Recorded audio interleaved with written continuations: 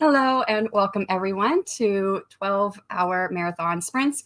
I am going to be trying to get as many words today as I can. And if you don't know me, my name is Shanon. I write under the pen name of SC Huston and the author of A Curse of Scales and Feathers and now A Curse of Wings and Gems, which is a Kickstarter, and also the author of Clash of Goddesses. So the goal for these sprints is I will be doing 1 hour long sprints. I tend to work better with like 53, 54 minutes worth of work time. Sometimes I can get a lot done in 58 minutes. I don't think I've ever go quite to an hour, which is fine because usually when the sprint starts, I'm like, hey, what am I doing? And it takes me a couple of minutes to get into what I'm doing. But today I am going to be trying to get as many words as possible. I'm going to start off light. I'm going to work in A Curse of Spikes and Smoke, which is the next book in the series. And I have 55,000 words written. It's 55,124 words. So I have not touched this since most of it I did in November of last year. I did some light editing in the first couple of chapters earlier this year. So I'm going to start off light by just going through and looking at the chapters that I've already written. I know there's another chapter I want to add. I'm not really sure where I want to add it yet because it was something I didn't know about one of my protagonists. And now I do know. So I want to get that chapter added in. So I'm going to be looking for that. So once I go through these chapters and kind of remind myself of the story, I do have some brainstorming notes for Act 2 because this is pretty much Act 1. And so hopefully then I can get some words in, a lot more words in with Act 2. And that'll probably be my verbal, what I like to call my verbal vomiting because I do text to speech. No, speech to text. So yes, well, welcome everyone who is here already. Let me check in with you guys. The first one in was Jacqueline. Just finished my live stream, which I meant to actually go. Let me go to the YouTube side. I did not get a notification, and I'm wondering if I don't get notifications for yours. Go to channel. I know I'm subscribed. Yep, I'm subscribed. There we go. Got some notifications on. Oh, do you write horror? You have a 15-minute horror timer. I feel like that's not what you write, though. What do you write? I know that there's a few people, very few people in the YouTube community who write horror.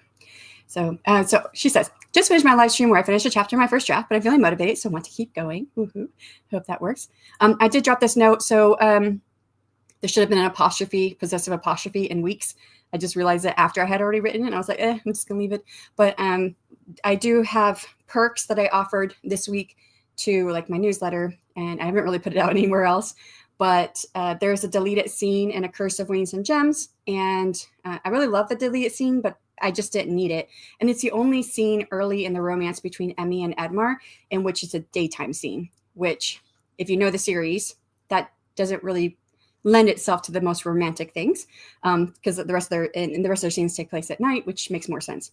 But I really, really love the scene and came up with this. I spent a lot of time brainstorming and developing this location they go to, and then I didn't even use it in the book anywhere. So I just came across it and I thought, oh, this would be kind of cool to hand out.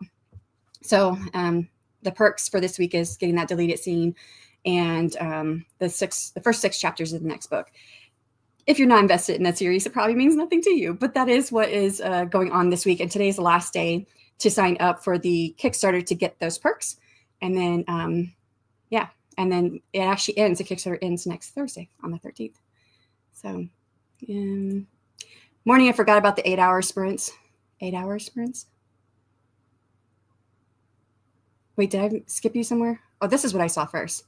Wait, is this on the YouTube side? It is. I didn't see that. What are 8-hour sprints? 8-hour sprints. I don't know. I'm lost. I don't know what that's for. So it's. I don't think is that in reference to someone else.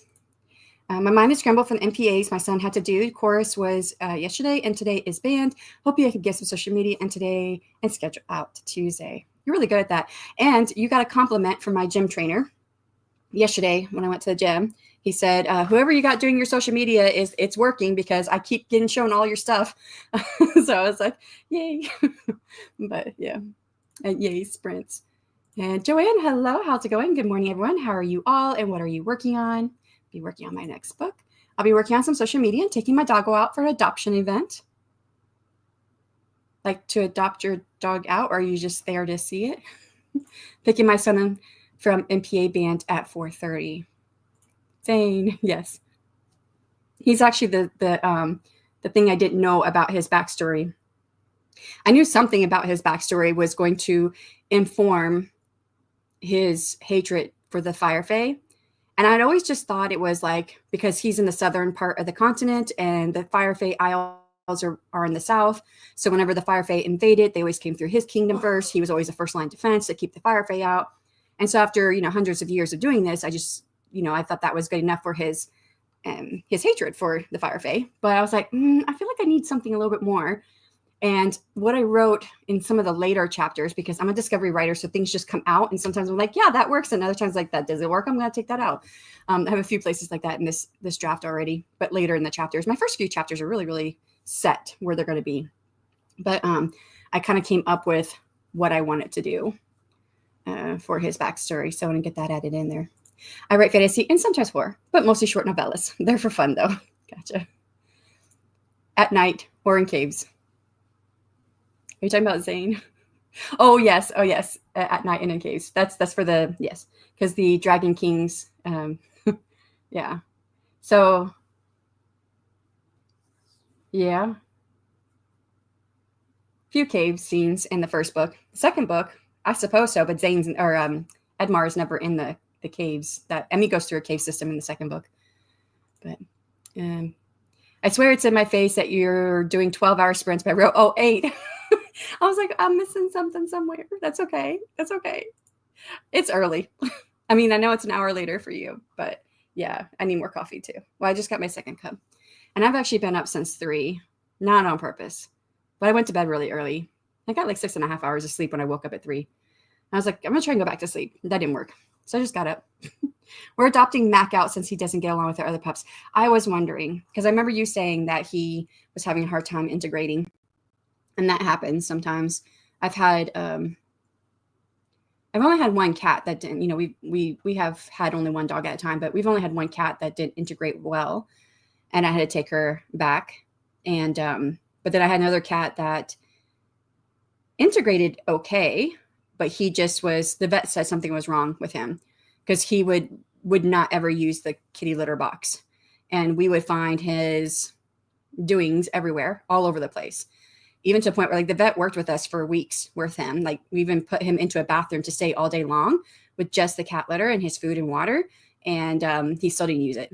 And so the vet had said something just wasn't right with him. It was probably something that happened, something he was born with or something that happened during his birth or something. And I was like, well, we can't have a pet that's going everywhere. So we had to return him. But that's the only 2 that I can think of. But dogs is a little bit rougher for sure. I'm sorry that that's happening. I'm sorry that Mac is not making it, but hopefully he'll be in a home that he feels more accepted if they have other pets or just loved. I know you guys love him, but it's hard. It's probably stressful for him when the other pups don't like him. I'm assuming. I'm going to be working on revisions for Project Sugar and Spice. Got the first 3 chapters back for feedback. Nice, for my developmental editor. So I'll work on that today along with cooking and a meeting later this evening. Got lots to do then. Poor kitty. Yeah. And he was really sweet. He just didn't, he just never used a litter box. And we didn't own the space we lived in. So we couldn't have him going all over the place when it wasn't even our space. So I think it was an apartment. We've lived in so many different places. I'm trying to remember. I think it was an apartment in Newport News. Yeah, pretty sure that's what it was. So yeah, and the other one, she was real sweet too, but she just did not get along with any. We had 2 cats and a dog, and she didn't get along with any of them. And then she started peeing in my shoes, which I didn't know why. Usually when an animal pees in your shoes or on your clothes, it means they don't like you. But I was like the only one she would go to. So it was really weird. And also resting from taking Tobin to play yesterday. Tobin got into a little trouble lizard when she found a lizard. Wait, what did I say? Trouble yesterday. I said trouble lizard because I was already skipping ahead. Trouble yesterday when she found a lizard. She get in trouble with you? My cats go after lizards too. I try to stop them. I let them get the bugs though. Got to use the litter box with the little kids. Yes, for sure. Alrighty, got to the end of the comments. Let's go ahead and get ready for our first sprint. I do have questions. I used to do questions of the day. So as QOTDs, what I called them, questions of the day. But it's been a long time since I've done that. And that was usually when I appeared on screen, which has been a long time since I've consistently appeared on screen during sprints. So first one, what is something you're afraid readers might misunderstand or overlook in your writing? So I'd love to hear your answers if you've got one. You may not have one. And then I'll let you guys know my answer as well. And I only knew she found the lizard from the curious cry she let out when I was cleaning her cat house. She was enjoying that lizard probably. So, all right. First sprint. And yes, trouble with me. That's not the right one. That's the right one. Okay. All right, 60 minutes on the clock. Find the right button here. In 3, 2, 1. Good luck.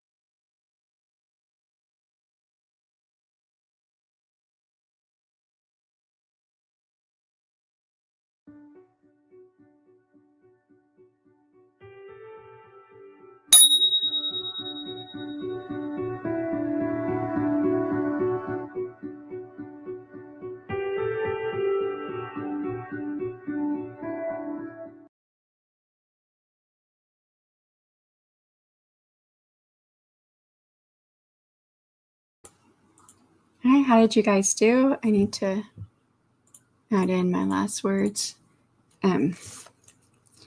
So I spent first like 3 minutes editing.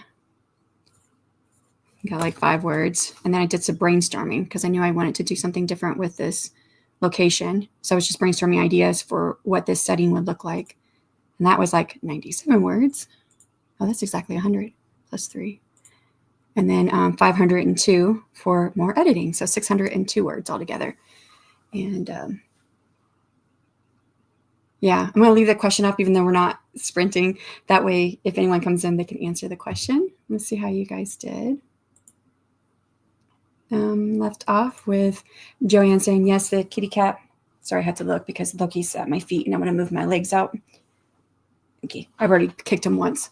And Loki's my kitty cat for anyone who doesn't know. So the kitty cat was playing, eating, doing something terrible with a lizard and said that the cat was in trouble. And I asked if it was in trouble with her.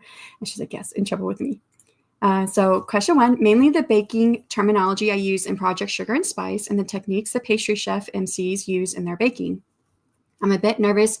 I might have to explain more of that to readers who aren't bakers and are reading the book for the first time.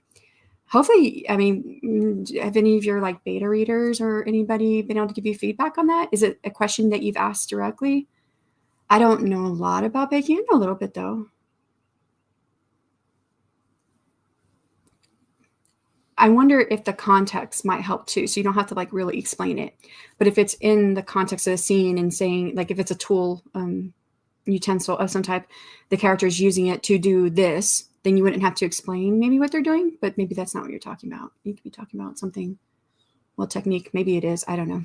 So I don't know a whole lot about baking. Popping over here to boop the like button. I hope you're having a great morning. Thank you, Kay. I appreciate that. Popping over, are you somewhere else? And she's probably not here. And if anyone knows of any other sprints going on, please feel free to drop the links. Most of y'all are moderators, so you're able to drop links. Joanne, have you thought about having a glossary? Ooh, that could be cool. I actually did put at the beginning of this book, that's my Kickstarter book, I put in, I'm calling it pronunciations, but I'm putting in how to pronounce the names. And then afterward, I'm putting what the name means because all of my names mean something. And typically I'm making up the name. There's very few that I don't make up. And I mean make up as in I'm bringing different parts of languages together, typically Latin with something else, an older language. Not all, like Emmy in my Kickstarter book is from Emira, and I don't remember what language that comes from. I think it's Arabic, like Old Arabic, but it means princess. Very simple. So that one I didn't make up. And then Zane also is not made up. Zane actually has multiple meanings depending on which language you get it from. And there are many languages that use the word Zane as a name. So I chose one that meant, what did it mean? I've written down, hold on.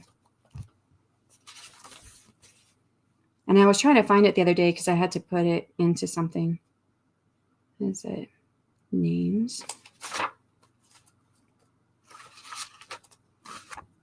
People names. Zane. Zane means white as snow. I think I was going to make him a white dragon. I ended up not. He's actually my darkest dragon. But I wanted all the brothers, all the ice dragons to have something that had to do with snow or ice or something like that. So when it said white as snow, I like the snow part. I thought, okay, great, I'll go with that. And then I thought I'd make him white, and I didn't make him white, but that's okay. So yeah, that one I did not make up.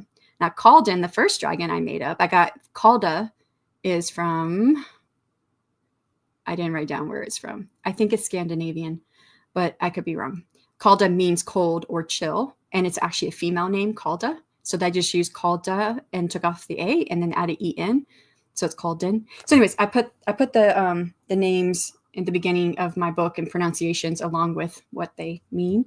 So you could have something similar in the beginning with your techniques, maybe. I think that's a really great idea. And I'm trying to see how I can prevent that from happening without treating the readers like everything needs to be explained. Yeah. especially those who like know what you're talking about, because I would assume, and I could be wrong, but I would assume some people who pick up your book will be drawn to the romance, the trope, but probably the cooking theme, right? Or baking theme. And there might be quite a few readers who are picking it up because they like baking and they want to see how this works, right? Or they may not necessarily like baking, but they can be drawn to those type of books, because I know there's quite a few books out there that have baking and romance put together. So, yeah, fine line. I know I actually haven't thought about that, since the terms I use are far and in between, but that's a good idea. I think it is a good idea too. My brain is not braining. It's time for some major caffeine. I have like one sip left in my coffee. That was my second cup. I'm going to hold off before I get a third, but I know I'm going to have to get a third, because going 12 hours, first of all, is a long day. And then I was up at 3 and couldn't go back to sleep. No particular reason why I was up at 3. I think it's just because I had enough sleep. So, Weaver, hello. Finally, I'm here. Size plonks my bum in a chair. Hello. Hello. It was 7:35 my time. That was a little while ago. Did you get some? Oh, well, you got an update here. I was about to ask. Got set up, coffee ready, and a bit of editing done. That's what I'm starting with, is editing. I want to get into the second act of my next book, A Curse of Spikes and Smoke. But it's been a minute since I've touched the first act. And so I'm going through, and I left myself notes like she opens a door and I'm like, what does the door look like? Because this is the setting is inside of a dormant volcano. And I was watching videos over the last couple of weeks about redeeming redemption arcs for characters, because in my 4th book, we have to start a redemption arc for one of the antagonists who has killed over 1,000 people. So I have to start a redemption arc. So I've been just like consuming that while I was working on admin stuff, which is what I usually do. When I'm working on admin stuff, I consume like videos about writing and or publishing, marketing, that kind of stuff. And so I have not gotten back to editing. I don't know where I went off track, and I don't know what I was going for there. But what was I doing? I'm editing the beginning part of my story, but I have done a lot of brainstorming for the second act, because this first part, 55,000 words, is the first act. So I'm just going through. Oh, that's right. I was describing. So I'm trying to describe. Oh, and that's right. Okay. So the redemption arc, I know where my thoughts went now. The redemption arc videos, almost every video I could find about redemption arcs for characters that work really well is Zuko in The Last Avatar. And of course, this firebending and the dormant volcano is a headquarters for Secret Order for Fire Fae and Sun Fae. So I was like, oh, it'd be kind of cool if I had like fire and magma in the walls or something. And I was getting ideas from some of those videos, just the visuals. I was getting ideas of like, I kind of want to incorporate that into my story, which I already know I don't have enough explanation about what this organization looks like, that buildings and what they live in and how they work and train and all that stuff. So yeah, so I spent some time doing that, some editing and doing some brainstorming about what my setting looks like. Next. I don't think I've had to explain it, mostly because I provide an explanation in the next paragraph on the same line. I think you might be okay. But, oh yeah, I went on a thought with that when you said you didn't want to over-explain it, because those who pick up the book because they like baking or they're familiar with it, yeah, you don't want to like hit them over the head with information that they are like, okay, I know this already, let's get on. But, I mean, I don't know what this book looks like first, the draft. I know it's longer than your first one. There's like cat hair on the on the camera. So, and I don't know if you have like this similar like pacing that you have from your first book, Culinary Confessions, but your pacing is pretty fast. So even if you stop to explain something in a paragraph, if you've got the same type of pacing happening, you're probably going to be okay. Here's another sprint. Oh, Mel's going. Okay, awesome. Let me go say hello. I don't know this one. And then Jen, 12 hours. Yes, Jen, I have a, is it up there? Look, if I take this off. Yeah. So my goal for the year is 700,000 words. Okay. And I based that off of what I wrote last year. I wrote 768,000 words, and I knew I was running a Kickstarter, so I knew I was going to have fewer words this year. So that's why I put 700,000, and I am really far behind. We are in the 3rd month. We're just starting the 3rd month, right? We're still in the first week. But to meet this goal, I need to write roughly 58,000 words a month, which means I should have, what is that, 116,000 plus the 1 week. So another 20, 10, 15,000, whatever, close to 150,000 words is what I should have. So I have right about half of what I need in order to stay on track. Now I am running the Kickstarter right now, so hopefully that will change later.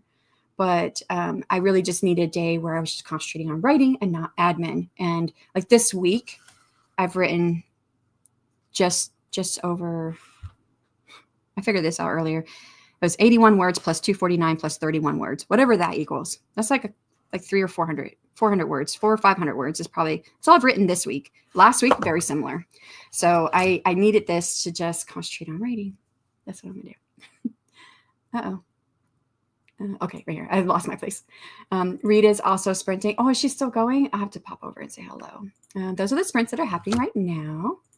Ooh, I love the possibilities of having that variety of readers. Yeah, I think you will. Yeah. Hi, Jen. How are you? How have you been? Got to the end. Okay, so what's something, and Joanne's the only one who answered this, but anyone's welcome to answer it. What is something you're afraid readers might misunderstand or overlook in your writing? And I don't think it's a misunderstanding, but overlook. I think people would overlook that every single name means something. And not just character names, but everything. Locations. And one name is just completely idiotic. And I was going to come up with something different, and I didn't. And I got the first book out, and so it's never going to change. And that is the name of the continent. So it's Pig Latin. I've had one reader pick up on it. And I've had other readers say, I don't really like this. And I'm like, it's already published. I can't do anything with it. That was with my second book where I had readers saying they didn't really like the name, but Egandre, right? It's just dragon, Pig Latin. That's the only one that's idiotic, to be honest. But it's sticking. It's going to stick. If I could go back, I would change it. I could always change it in the story, because by the end of this current series, at the end of the sequel series, there is going to be a major shakeup of how the kingdom, because right now there's 4 kingdoms. It used to be 1 kingdom. They split into 4, but it's going to go back to 1 kingdom. And maybe they'll call it something else at that point. I could change the name then. So yeah. So not misunderstanding, but overlooking, because if like my readers were to stop and like research the names, because right, I get my names are made up from other languages. I may add a couple letters here or there, like Calda, and I add an E-N, but it comes from Calda. Actually, I wonder if you look up Cauldron, if that means anything. It's with a K. But anyways, yeah, they might be able to like start putting some things together. Like some of them give clues to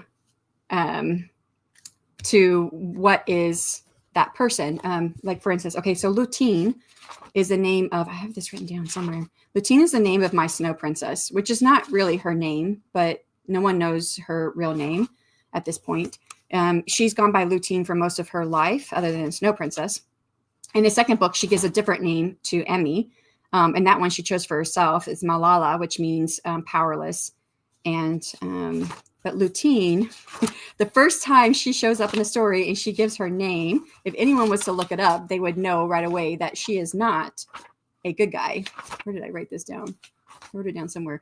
I think Lutine means trickster or something like that in one language. I don't know where I wrote it down. I'll put it down somewhere. I probably missed it already because I'm into other stuff that's way past her. But yeah, it means trickster. There's more to it than trickster, but I can't remember the rest of it. And if anyone was to look it up at the time that she first appeared, then they'd be like, oh, okay, she's probably not a good guy. Because when you first meet her, she doesn't come off as like a bad guy. She's interesting, I think, but, you know, mysterious. It's more mysterious than anything. I am still trying to find it. So yeah, that would be my thing. Does anyone else have any answers? I don't see anybody else writing anything.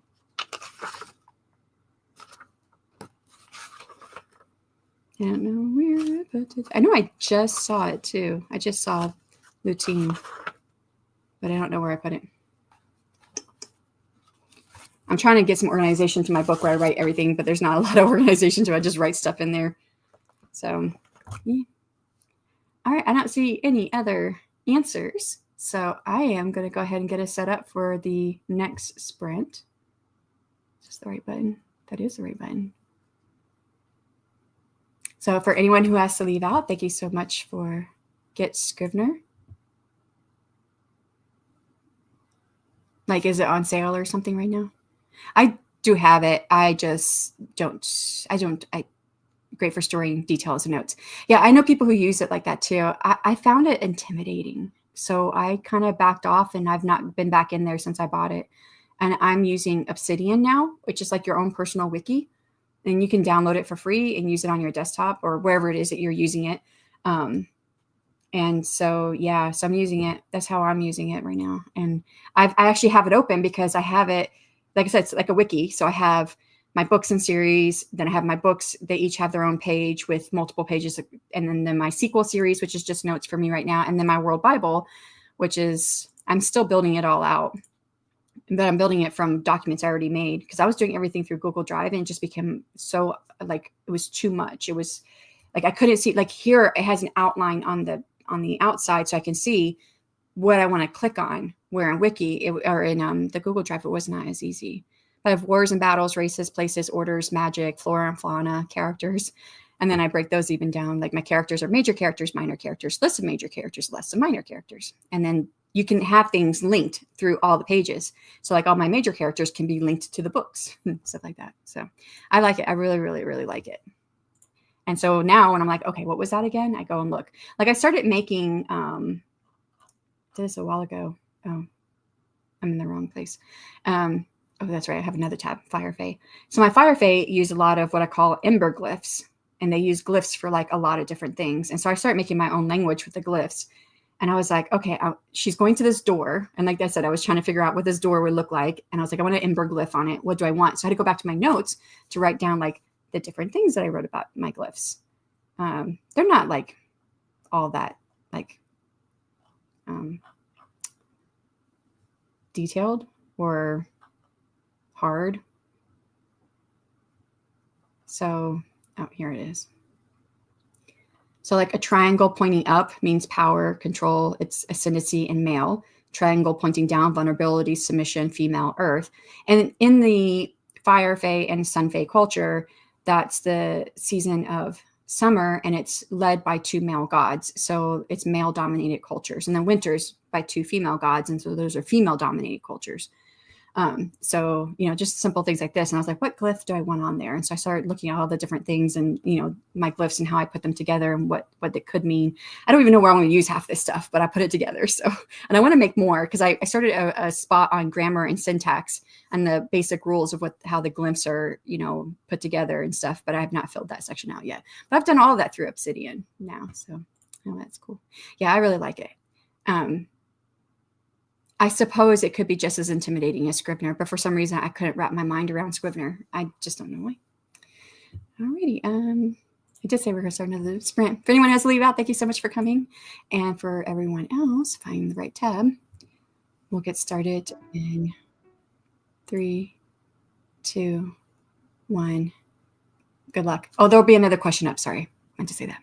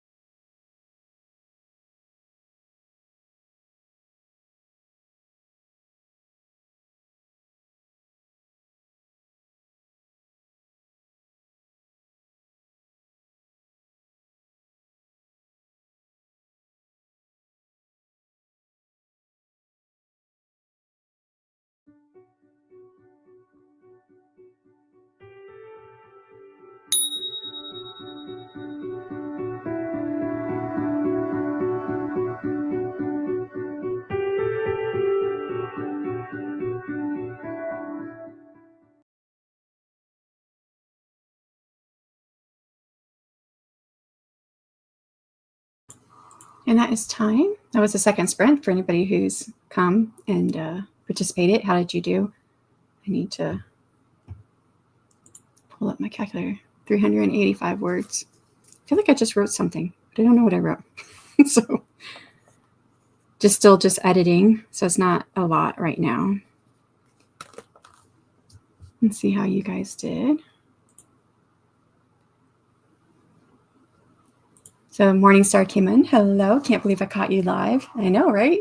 I'll be going all day today. So if you have to leave out, I'll still be here. But working on book stuff while doing things around the house, laundry, stuff like that. I think I have laundry in the laundry. I don't remember. I think I do. Yes, I have a load of laundry in the laundry, in the washer or the dryer. I can't remember which one. But I don't know. Maybe I'll check on this next sprint because I need to get some more coffee. Vanessa, hello. Black Button doing a bunch of cleaning while listening to Captive of Wolves by Eva Chase. I don't know that book. Eva Chase sounds familiar, though.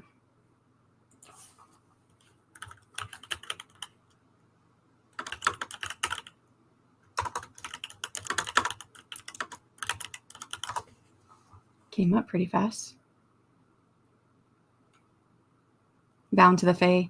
Okay, so it is some type of fantasy.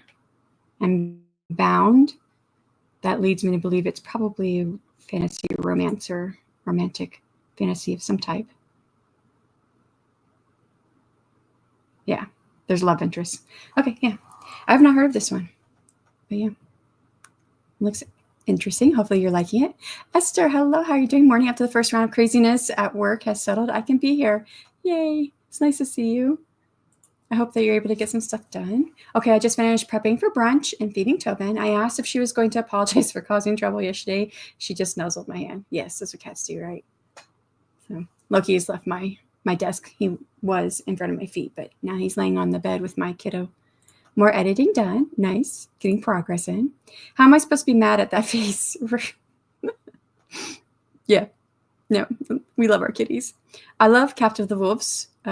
Great series. It's reverse harem. Oh, okay. I didn't get that far in the... I still have it pulled up here, and it's in Kindle Unlimited.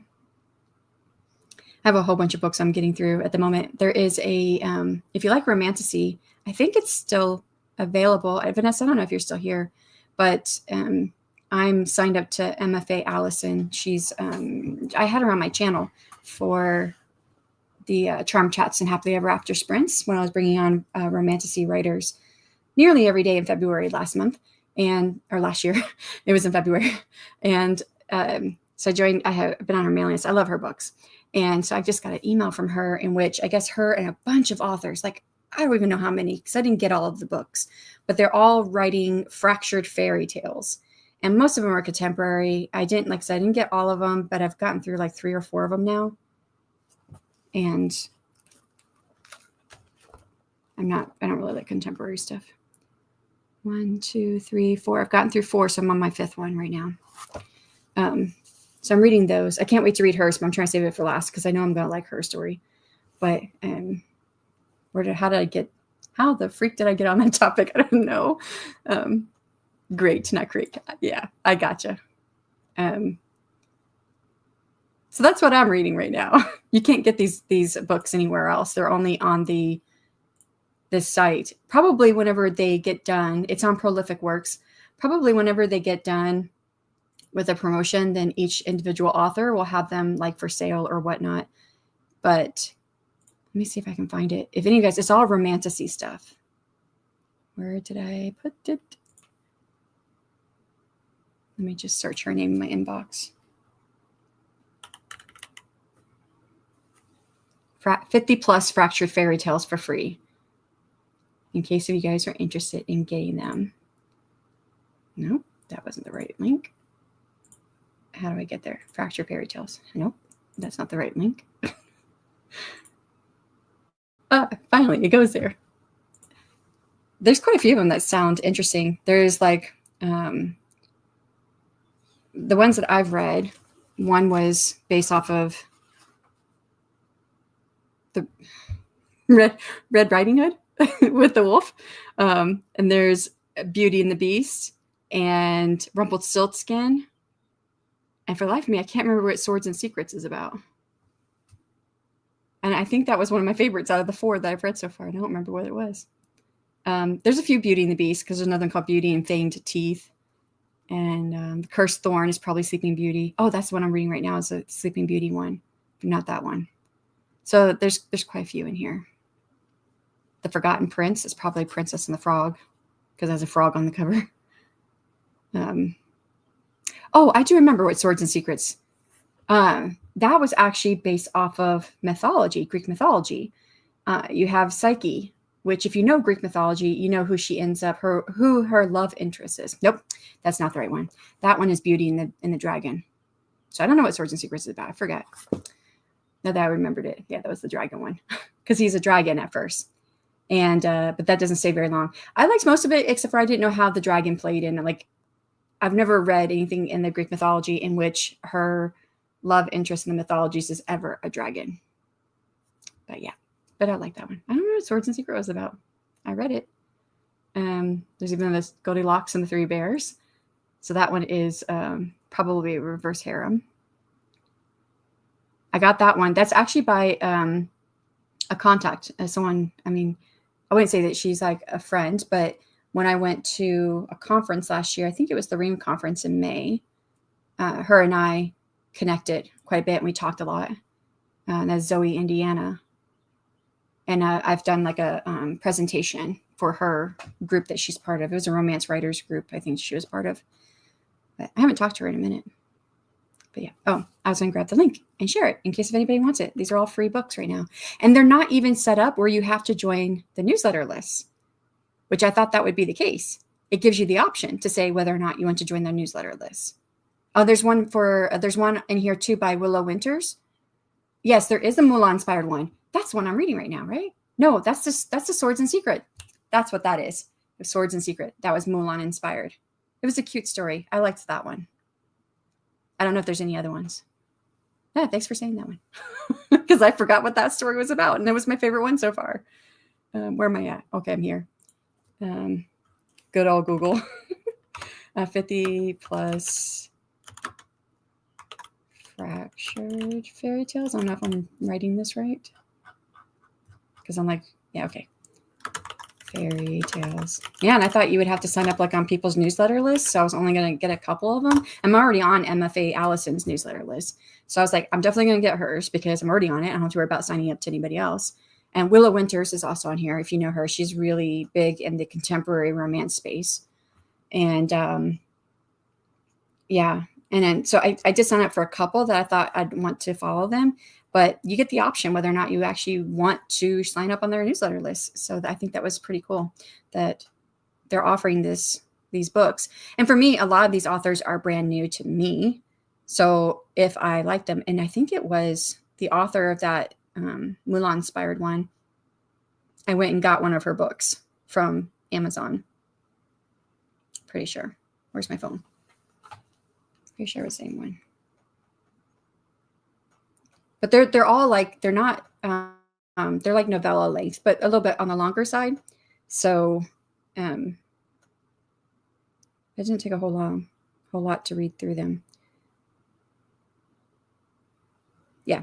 Emily Blackwood, Swords and Secrets. And I got her book, Wings So Wicked, Arrivals to Lovers, Dark Fantasy Romance, probably. It's cut off. But yeah, I liked her story enough that I went and got another book of hers. So I think that's the point, right, of some of these promos is, well, one, a lot of them get used to get people on their newsletter list, but they're not necessarily doing that here because you can choose whether or not to sign up on their news. Yes, you got it, Emily Blackwood. And so you could choose not to be on their newsletter list, but it's still there that if you really like the story, that you're going to go and probably read more by them. So, and I want to read her next book, or that book that I got, but I'm going to wait until I get through all of them. I don't know how many I got. I think it was around 20 of them, 20 of the books that I downloaded. The ones that were obviously contemporary, unless like Willow Winters writes contemporary romance. I've read some of her stuff. So I got hers, but most of the ones that felt like it was more contemporary, I didn't get because I'm just not as drawn to contemporary romance. There's a Peter Pan meets the Little Mermaid fantasy romance with pirates. Well, yeah, it's Peter Pan. You would have pirates. And not all of them are spicy. I was completely thrown. I thought for sure it would be spicy because I know Willow Winters writes spicy. I know that Zoe Indiana writes spicy. I know that MFA Allison writes spicy. So I assumed these were all spicy. But there was one of the 4 that I just read was not spicy. Which one was it? Not Chasing Red. That was spicy. And Swords and Secrets was spicy. What was the other one I read? Spinner's Bargain. Maybe it was Spinner's Bargain. Beauty and the Dragon was spicy. So it had to be, right? No. No, Beauty and the Dragon was the one that was not spicy. Yes, that was the Psyche story. That was supposed to be like Beauty and the Beast, but it was also mixed with Greek mythology. That was not spicy. They kiss, and you know that it's a closed door scene. So, yeah. All right. So, yeah, if anyone's interested in that, I think it's really, really interesting idea. And I'm like, I wanted to do this, but I don't know who put this together.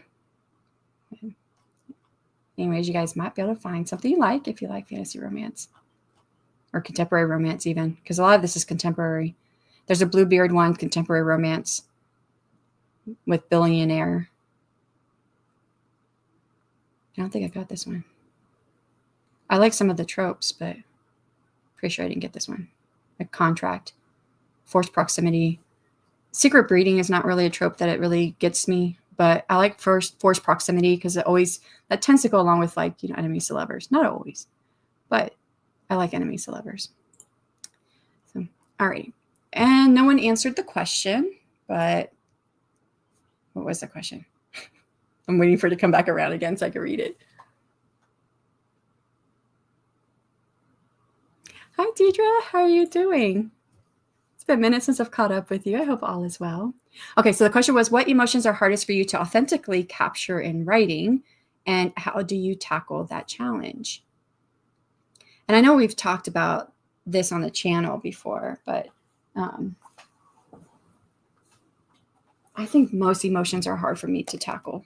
But I love the emotion thesaurus. This is not the extended edition. I have the extended edition out in the outside of my office here, but I haven't written anything new for a while. Usually I typically use this sort of when I'm drafting, but it really I use it more when I'm revising, which I'm not at the revision part either. I'm just editing right now, but that's a hard question. Maybe that's why no one answered it.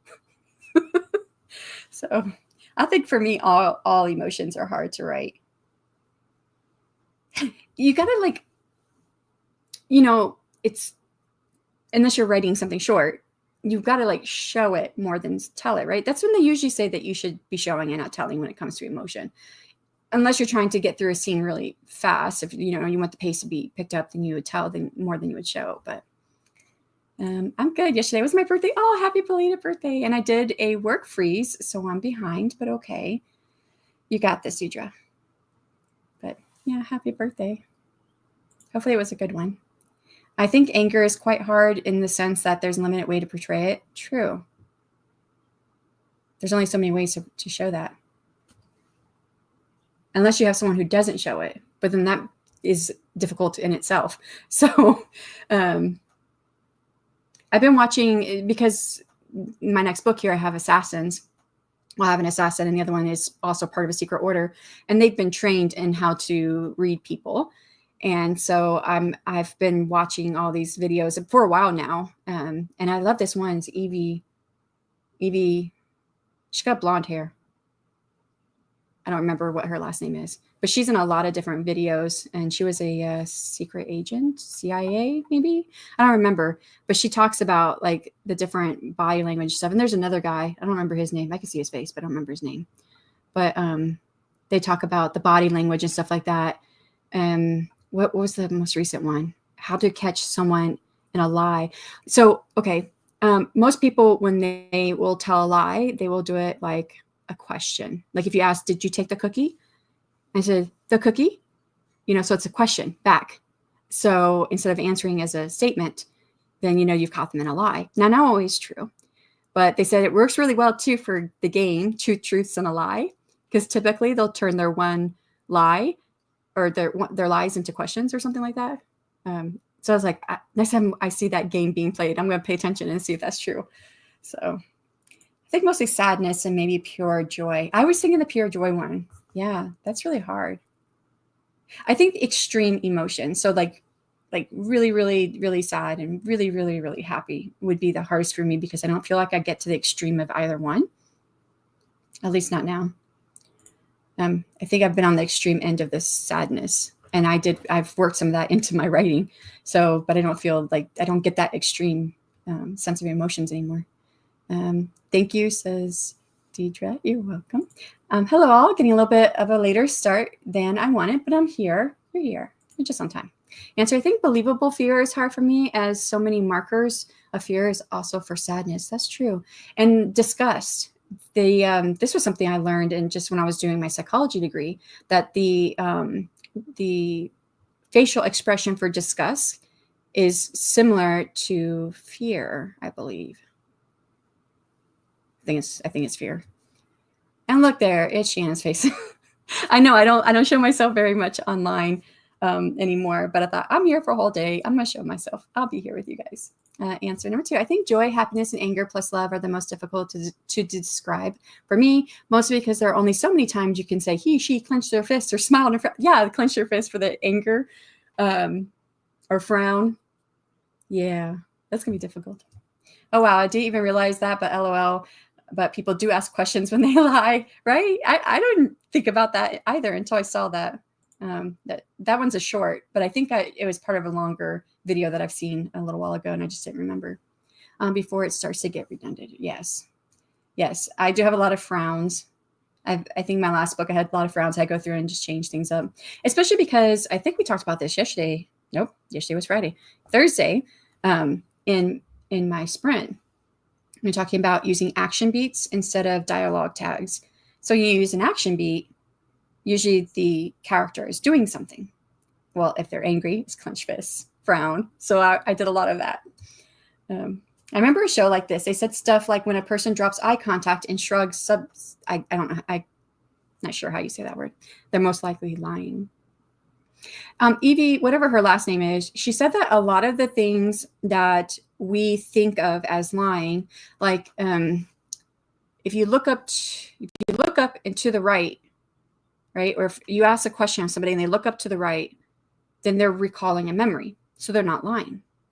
But she said a lot of these things that we've learned that means that they're lying or not lying is actually very hard to say that it works for everyone that way. And she said, especially like with this one, like the drop to eye contact, I don't know, maybe the eye contact to the shrug would probably the combination together. But I know she said when a person drops eye contact, it could be someone who is shy, or it could be someone who has a neural divergence, like, autism.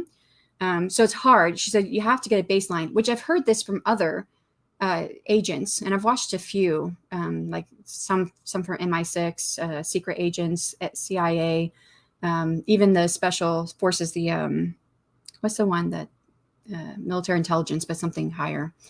But they said you have to get a baseline. So you just get the person talking. And then you say something, you ask a question that would incite some type of emotion, and you see how they respond to it and how it's different with everything else. Yeah, I had something else in my mind, but I lost it. Answer confusion. Oh, that's a good one. Most confusion displays the same way, and I sometimes have a hard time mixing it up with descriptions. I don't think I even describe confusion. I think I just say confusion. I don't think I've ever tried to describe that one, because that would be hard. Oh, interesting. True. I hate eye contact. LOL. I must look dodgy as heck. Right. Profilers. Yeah. No, there's something in the military. It's military intelligence, but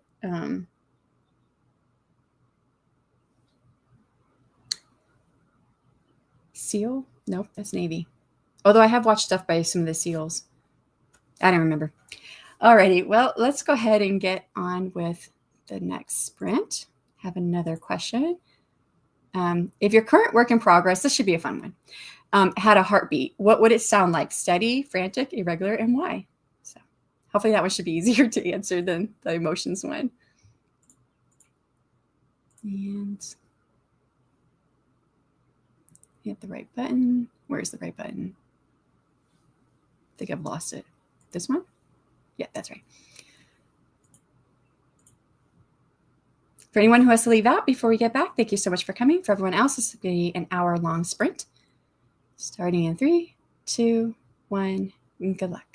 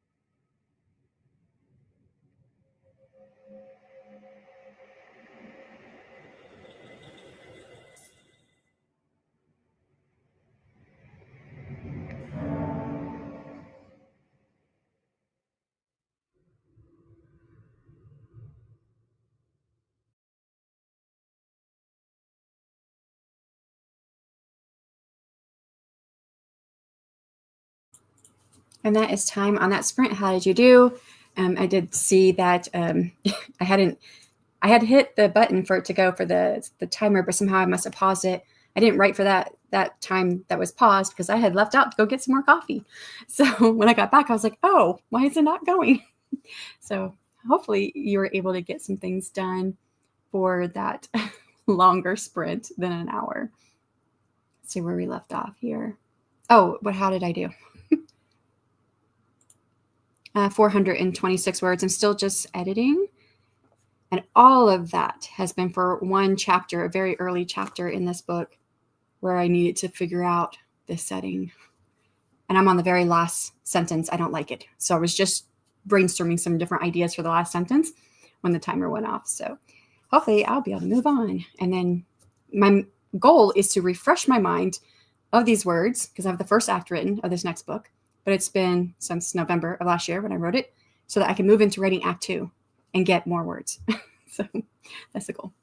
All right, left off here. LOL, what a question. Oh, the new question? Okay, so the question here, I don't think anyone answered it. Says, I'm waiting for it to come back around. Second while. Yeah. All right. If your current work in progress, I kind of like this question. If your current work in progress had a heartbeat, what would it sound like? And those are just a few examples. Didn't have to use any of those. But I guess mine would probably be frantic at the end of my act 1, but steady. For my two different protagonists, one would be frantic and the other one would be steady.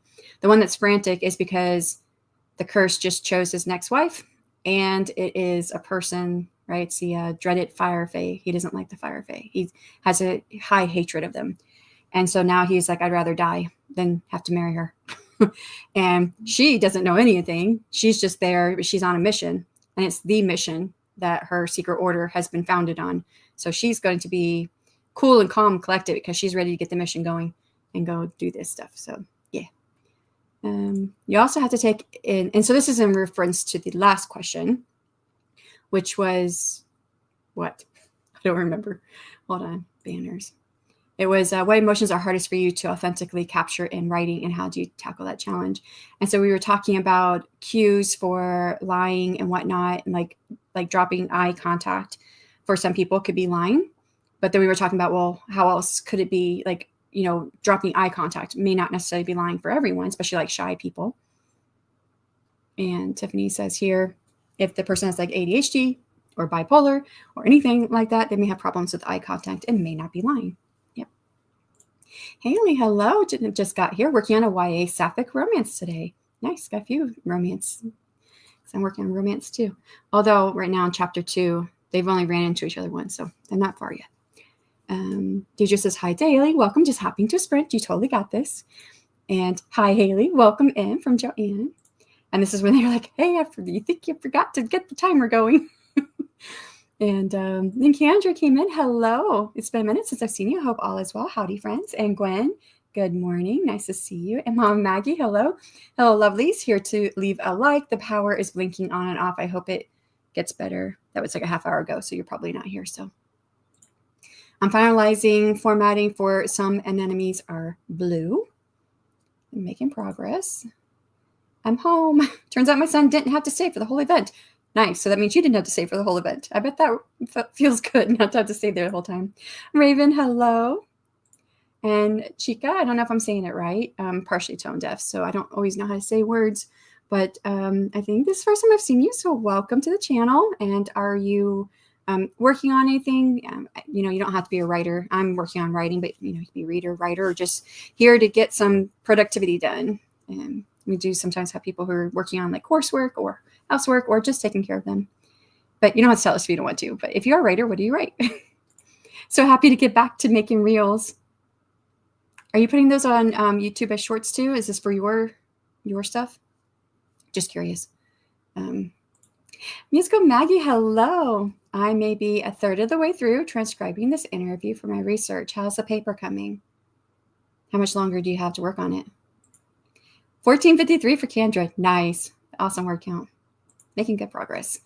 Finally getting to do some the author things I wanted to do, and I ordered lunch too. Ooh, lunch sounds good. It's 11 o'clock here.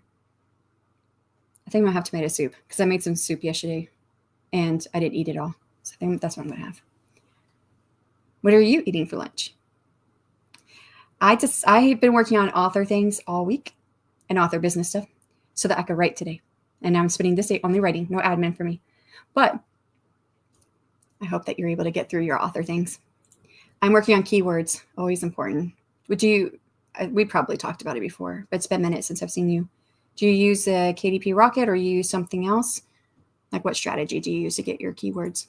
I spent the sprint being painfully reminded of how much of a long, torturous slog editing is. Yes, I feel you. That's what I feel with this chapter. I've been on chapter 2 this entire time. Since 7 o'clock, it's 4 hours that I've been working on this. And of course, not the whole time because we've had, some breaks here in between. But yeah, I'm like, gosh, I'm finally done with this chapter. But it is a chapter that I left like a lot of placeholders because I didn't know what I was going to do. And setting was one thing I hadn't quite figured out. I knew that it was the headquarters of the Secret Order was in a dormant volcano, but I didn't really have much else with it. So I had to do a lot of brainstorming for that this morning. Definitely you're keeping me company. Awesome. It's always good to, work alongside others. Still working away, says Morning. And I'm rereading before I put this book aside and work on developmental edits for another book. Yeah, I'm kind of rereading as I'm going through too, so I can start my second act. My Mac puppy was not happy to be left behind today. Hope he gets adopted today, but he will be going back tomorrow. So he's left behind. Okay, so if he's not adopted, you have to go back and pick him up then? Good luck on that. I hope that he gets adopted. I got one school assignment done. Nice. Also, if we're talking about heartbeats, like I feel no one is chill, so it'd be fast and I don't know how you say that word. Despite being a cozy novel, and Elena and Astrid would be so annoyed about it. Like that. Why are all my novels about anxiety?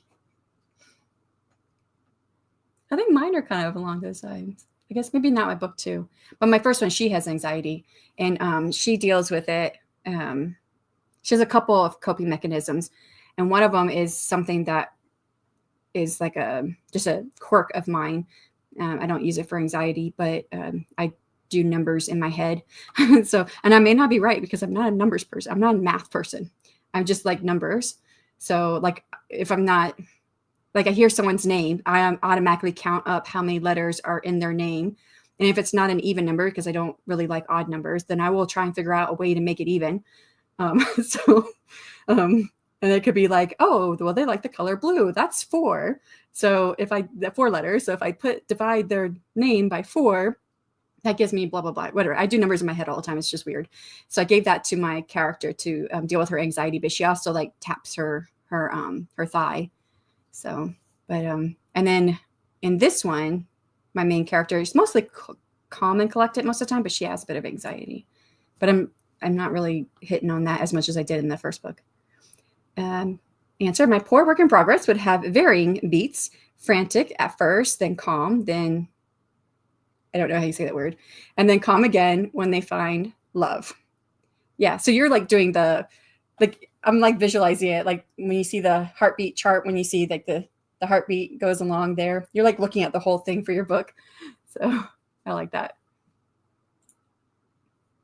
What about like, what would it look like when they're about to the tension is getting high, like they might kiss or might not kiss, that kind of stuff, right?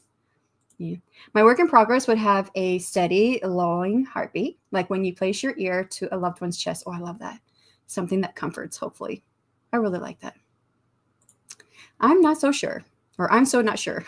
Erratic, maybe. There are a lot of ups and downs going on here. Yeah. I think that's kind of how mine is. A3 erratic because, oh, you told me how to say that. Hold on. I've got it written down in my book. I wrote that. But was it this book or was it my book from last year? Bet you it was from last year. And I may not have it in this one.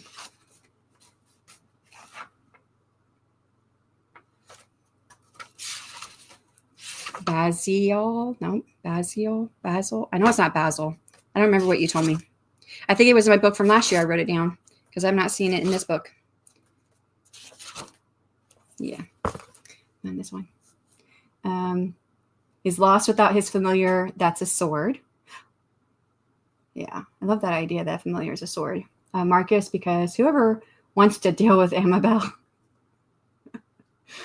Yeah. I've been informed as fast as possible, which is, of course, very descriptive, right? Yeah. That's in reference to the question I asked about her paper. I think if I can get this done in the next couple of weeks, no one would be upset. Thankfully, we're past recruitment and into qual now, so I can do quite fast. But I got to dial in this week. Didn't you say you were sending off part of it to your mentor to kind of look over it? That was a while ago, though, so you probably passed all that. I used Rocket, best money I ever spent. Agreed. And I got it back when it was under $100. Now it's over $100. I think it's $147 now. Yeah. 132 words for Haley and change some things in the planning for this project. I'm going to make lunch during the next sprint. I think I'm going to be right there with you. Because I have that tomato soup I made yesterday. I just have to heat it up. But I think I'm going to go get some tomato soup. Answer 3, I would sound like a steady drum because Luna Shield is a very calm person as a forensic scientist. But she does have little butterfly flutters when Detective Stonecastle, being both her favorite coffee and milk tea to the crime scenes to let her pick, and then he drinks the other because he's a cinnamon roll. Oh, so he brought her both her favorite coffee and milk tea. Which one does she pick? Yes, if he's not adopted, it's a home-to-home program to keep him out of the shelter. Gotcha. Poor puppy. I hope he finds a home. Raven says, my Wi-Fi is being an absolute terror today. I feel you. I've been there. Not today. But I was having issues with it. When was that? Not this past week, but the week before. And I dropped out of the stream. And I dropped out of Rita's stream. That's what it was. 2 Sundays ago I dropped out of stream. Where was it last Sunday? Gosh, time is just going by so fast. Oh, a Saturday stream. Didn't expect this. Hi. Hello. Yeah, I'm trying to write because I have done nothing but admin for like 3 weeks. I've gotten a few words in, but not very many. Yep, that was all admin there, all admin there. Yeah, it's been 3 weeks to count this week. I've gotten very few words written, and I need to see if I put it there. My word goal is 700,000 words for the year, which is based off of my word goal that I met last year, a little lower because I have a Kickstarter I'm running. But I need to be at like, what did I say? 58,000 words a month in order to reach that goal. And I'm way far behind. So, which that reminds me, I do have a Kickstarter going if anyone is interested. And there are perks for this week that end by the end of today. So anyone who signs up for the Kickstarter gets the perks, which is, if you're not really invested in the story, it may not mean a whole lot, but it's a deleted scene from the book in which it's early in the romance between Emmy and Edmar, but it's a daytime scene, which if you've read any of the books, you'll know that meeting during the day is not as conducive to a romance, but it was a fun scene to write in a fun setting. And I really love the setting, even though I ended up cutting the scene. And then the book I'm working on right now, six chapters of it. So it's loading every 10 seconds. Oh, I'm sorry, Raven. Have you tried to I don't know if you can restart your internet or your Wi-Fi and see if that works. Nancy, hello. Hey, how's it going? It's Basil. You had it right. I did. I don't even know what I said. I felt like I was saying it wrong. So Basil heart rate. I think that is that how you say basal heart rate? Basil. Answer for A3 for question 3.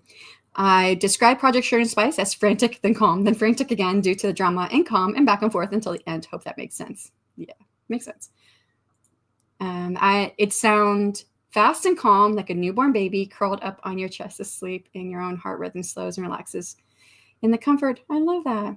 And I really love how I don't know I don't think the research was out on this when I had my oldest son.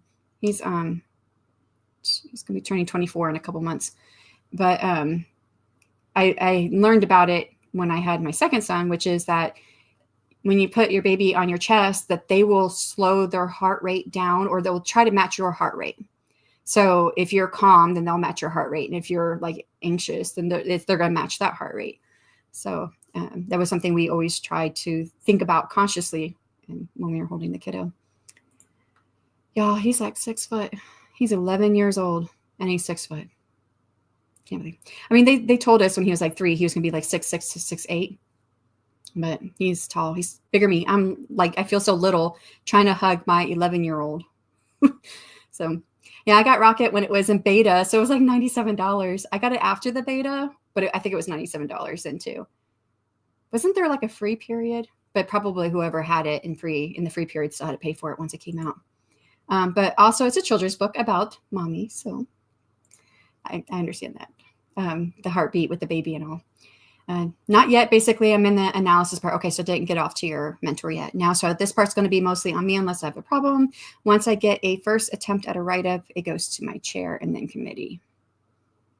I bet that's very anxiety-filled. I know mine was when I did mine. Then we all go back and forth until we agree it proves I'm capable of doing master's level research. Wish you the best of luck. I know you've been working really hard on this for many, many, many months. Odd thing is, it was a couple hours ago for the Wi-Fi. Is that what we're talking about? I think so. It's loading. Yeah, I think it's Wi-Fi. Hopefully it gets better. Basal. Basal. Y'all are confusing me. So one is the heart rate, right? Or something. And then the other one's the character. I think. Like the herb either. No, I was just thinking this morning, there's one word, and I was trying to practice it this morning. And I think most of y'all know I'm partially tone deaf, so I can't think of how words are supposed to say. And there's one word that I always say wrong, which I think I've said it on my stream, and people are like, no, it sounds right. But people in like in front of me, like, or whatever. Well, I think I said it to Devin when we were in person, and she said she didn't hear a difference, but vegetables. So then I have to like slow down, say vegetables, vegetables. But I missed the T, vegetables. And when I try to put it in there, it just doesn't come out right. Vegetables. So I thought, I'll just call it vegetables. There we go. Make people laugh. But, I love that. A different A sound than I thought than the herb. Yeah, I think so. I think it's 2 different ones. Ba versus bay. Zo. LOL was 6 foot at 10, so he's headed for my height levels, and I'm 6'4" now. Nice. Yeah. They say 6'6" to 6'8". But if he hits 6'4", that's how tall my husband is. So I'm just the shortest person in my family now. Oh, my Kobo color came in. Is that like a reading device? Because I know Kobo is a place where you can sell your ebook. I think they have a reading device. My son is tall at age 7. His cousin is just a few months older and 7 inches taller. It's wild. Yeah. What is it with all the kids being tall? Yeah. How exciting. From Gwen to Devin. Kobo color. Nice, Devin. Oh, yep. It sounds right to me, LOL, but I'm Jamaican. We say everything different. I'm going to forget anyways. The right way to say it. Yep. It's Kindle color. Gotcha. Okay. Kindle color for the, it's like Kindle color. Gotcha. So I've never had a Kobo reading device. So I didn't even know that they came in different formats. The Canadian e-reader. Yeah. Yeah. It was founded by Mark Leslie Lefebvre, who also worked for Drafted Digital for a while. I think he's left Drafted Digital, or is he still with Drafted Digital? I haven't kept up. I know Kevin Tomlinson left Drafted Digital. So I think Mark's still with Drafted Digital. I think it's Kevin who left. But yeah, hit the wrong button. He was the one that created Kobo. Oh, a device. My old lady brain was so lost. I was lost for a second too, but it took me a second. I had to like go through my head and like, okay, Kobo. It's an ebook platform. You got to be able to read them. I've never read anything from Kobo before. Exciting and congrats. One of my brothers is 6'7", and here I am at shorty height, 5'3". Oh wow, that is a huge difference. I'm 5'6.5". I think I'm. Well, they said the average height is what, 5'4" for a woman. I always thought I was average height. I guess I'm a bit taller. I have a Kindle. I haven't read much though, and don't have it on my list to do anymore. Yeah, I have a Kindle, old Kindle, stuck somewhere else. Don't know where. I just read on my phone now. Got tired of setting myself up for failure with reading goals. Yeah. So my reading goals are just to write down everything I'm reading so that I can keep track of what I'm reading. And I updated my list this morning, and I've DNF'd 3 books, but I have read 44 books, which is 0.65 or 65% of a book per day. That's what I'm reading. LOL, I was 5'3" at like 7 years old. Wow. I use both Kobo and Kindle apps on my phone. Oh, they have an app on the phone too? I've never read any Kobo stuff. I have a Kindle app and Book Funnel because a lot of Kickstarters, I've backed a lot of Kickstarters now, and I think it's just over 30, maybe close to 40 Kickstarters, and most of them are delivered through the Book Funnel app. So I got a lot there. I capped at 5'6", but I'm down to 5'5" again, right? Because we get shorter as we get older. Yeah, I capped out at 5'6.5", but I might be 5'6". Who knows? My family is made up of giants. Yeah. Half of my family is giant and the other half is really small. Like my great grandmother didn't even hit 5 foot. But then my grandfather was 6'3", and my dad's oldest brother is 6'5". My dad is 6'2". So lots of tall people. Tallest of my sisters on both sides. I'm the shortest of everybody, but I don't have any sisters. I only have brothers. I have brothers over 6 foot though. My reading goal is write down the books I am reading. I usually average 50 a year. So that's what my goal is, just write down what I'm reading. I was supposed to be 5'5", but I ended up at 5'3.5", thanks to my back surgery when I was 11. Oh, okay. So you might have been 5'5" if it wasn't for that. See, I always said I was supposed to be like 5'8" because my mom always told me I'd be taller than her, and she's 5'7.5", and I didn't hit that. I'm the smallest person in my family. And my dad's side is short too. Dad is the tallest at 5'7". Wow, that is kind of short. So that's where you got your short genes from. So was it your mom's side then? That's where your brother got the giant genes? So we got tall people, and then my husband is 6'4". Well, he's one of the tallest in his family as far as immediate family. And then we both have uncles that are 6'5". We both have great uncles that are 6'8". So there's tall genes. There's also short genes. But they warned us it could cut a couple inches off my final height. I would say then, yeah. I said, yep, I was supposed to be, but I'm this because of that. I'd probably blame it on that too. But, I always felt like, when you're close to average, of course, if 5'4" is average for height, then 5'3" is really close to average too. I typically couldn't find anything that I needed. I had average shoe size. I thought I was average height, average bra size. And whenever I go shopping, those would be all out. And I could find like something smaller, something bigger shoe size or smaller shoe size, and some pretty, like different variations, and just couldn't find it in my size. So I felt like if you're average, then like, you don't get a whole lot of selection. My husband is 5'10" on a generous ruling. I love that. My dad is the tallest in his family at 5'7". My mom was the shortest in hers at 5'7". Me, I'm 5'3". Wow. Well, they say that with the genetics and height, kids are usually, and it differs gender as well, are usually between their two parents. But that would have put you at 5'7" if you're between them. And if I was between my two parents, I would have been taller than my mother, but not. Ouch, Devin. So yeah, I wouldn't mind being 5'3". I just felt like 5'6" is just like, I don't know, never could find things. That's because there are a lot of average people, so they go quickly. Yeah, that's what I always thought too. 2 of my brothers are adopted. The other 2 have different moms. Gotcha. My sisters are 5'3", except for the one that's 5'2". And shrinking, no doubt. I'm the youngest. Right, because we shrink with age. I used to envy my shorter sisters. I always wanted to be shorter. I always wanted to be shorter or much taller. Not right there in the average range. But and I actually got all of my height by the time I was 11. So they thought I was going to be tall, but I wasn't. That's where I stopped.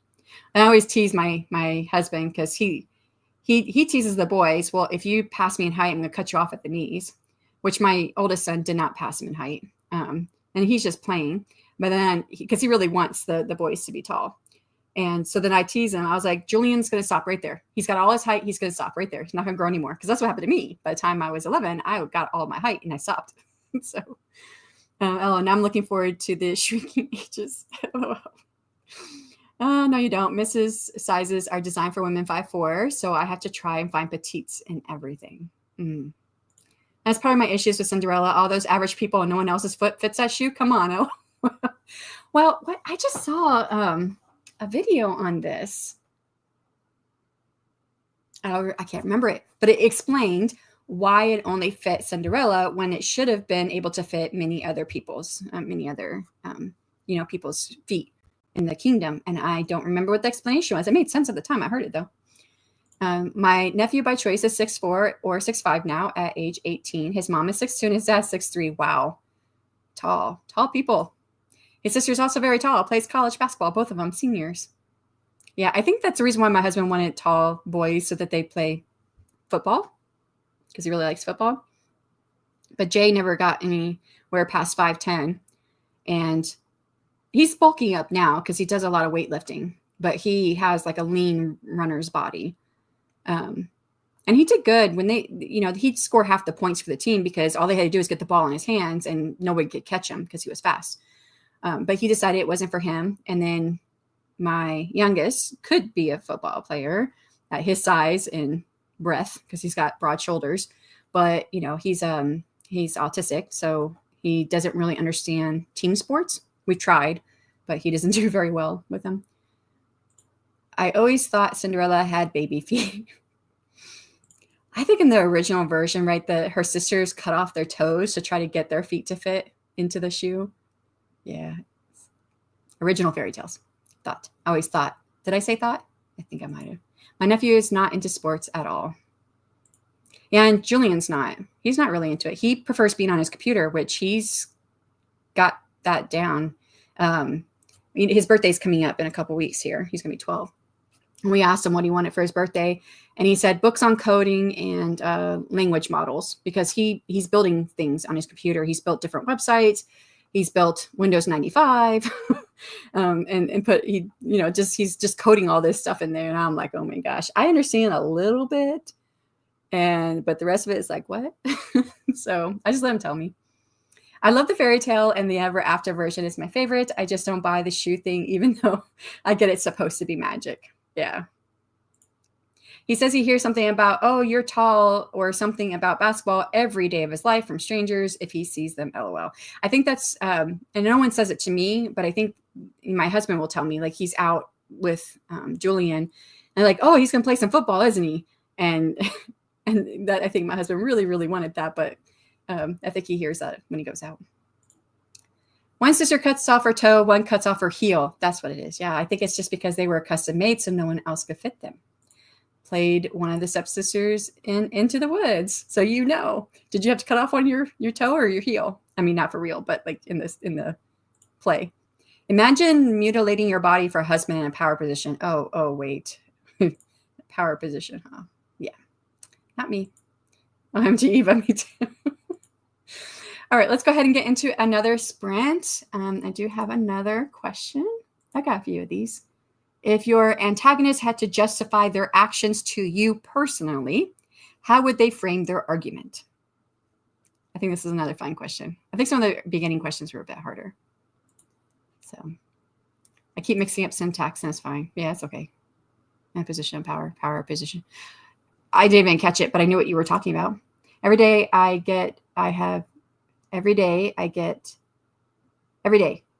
you ever thought about basketball? Oh, have you ever thought about basketball? Did you know how you would make a killing if you lost weight model? Yeah. It's not the life you chose. I can't remember which one it was 20 years ago. Oh, well, yeah. Cut off something. Alrighty, let's go ahead and end there and get this set up for the next one. Find the right button. Is that the right button? That's the right button.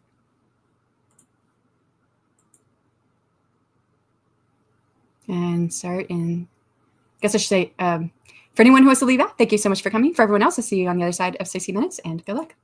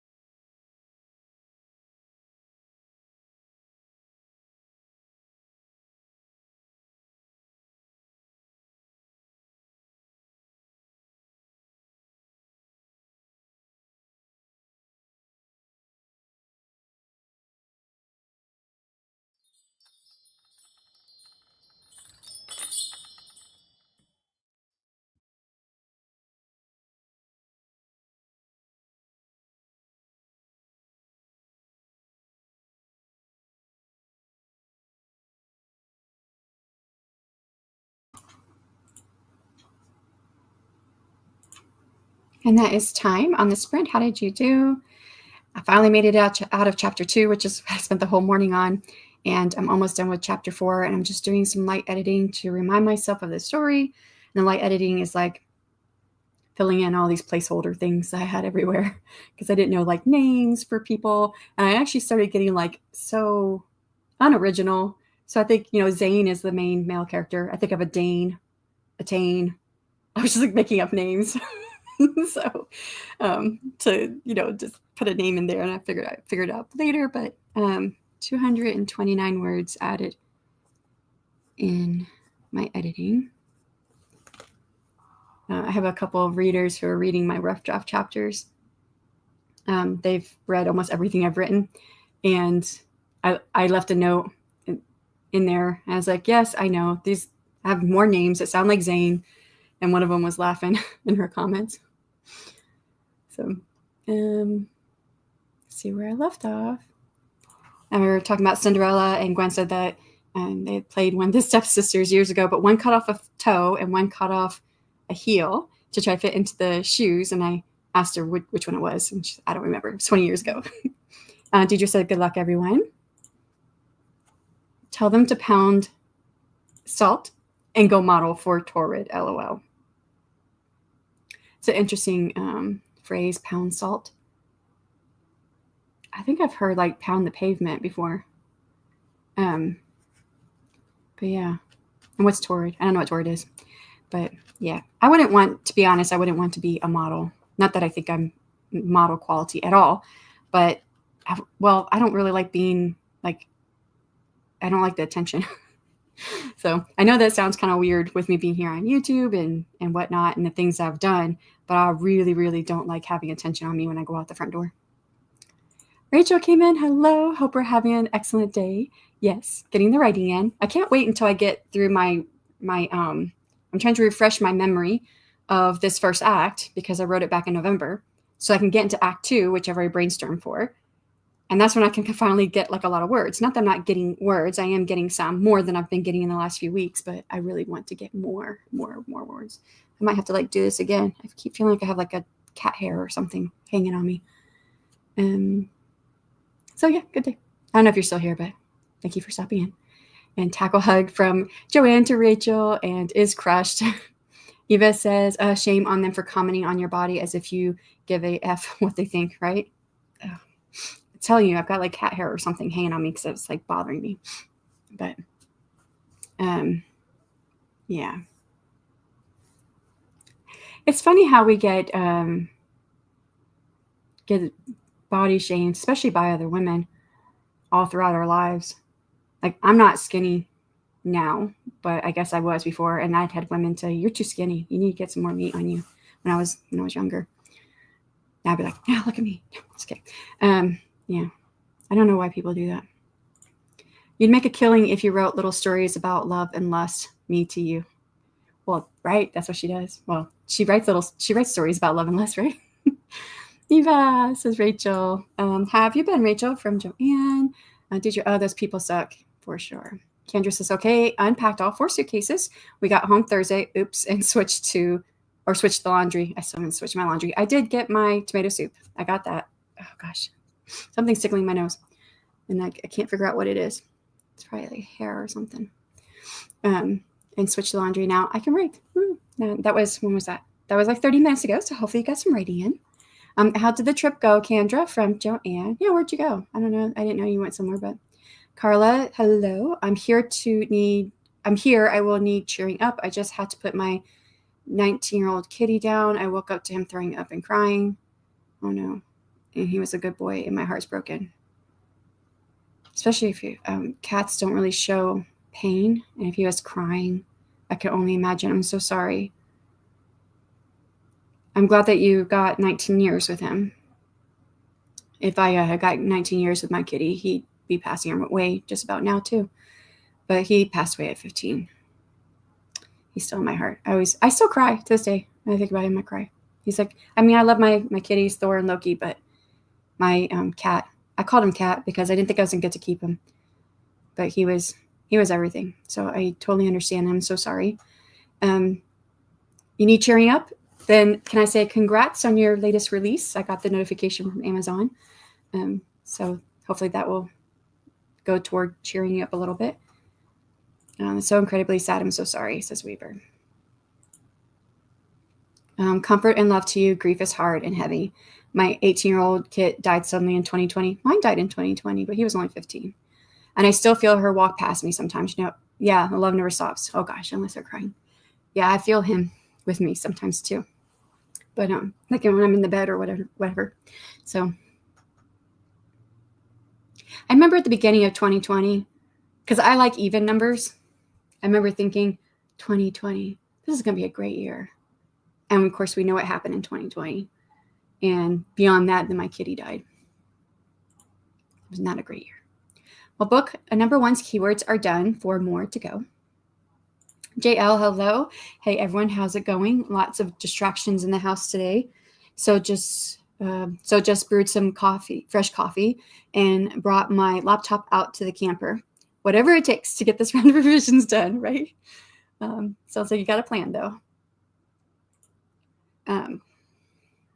Wild bird got tangled in my garden. Wild bird got tangled in my garden netting. I had to go free it.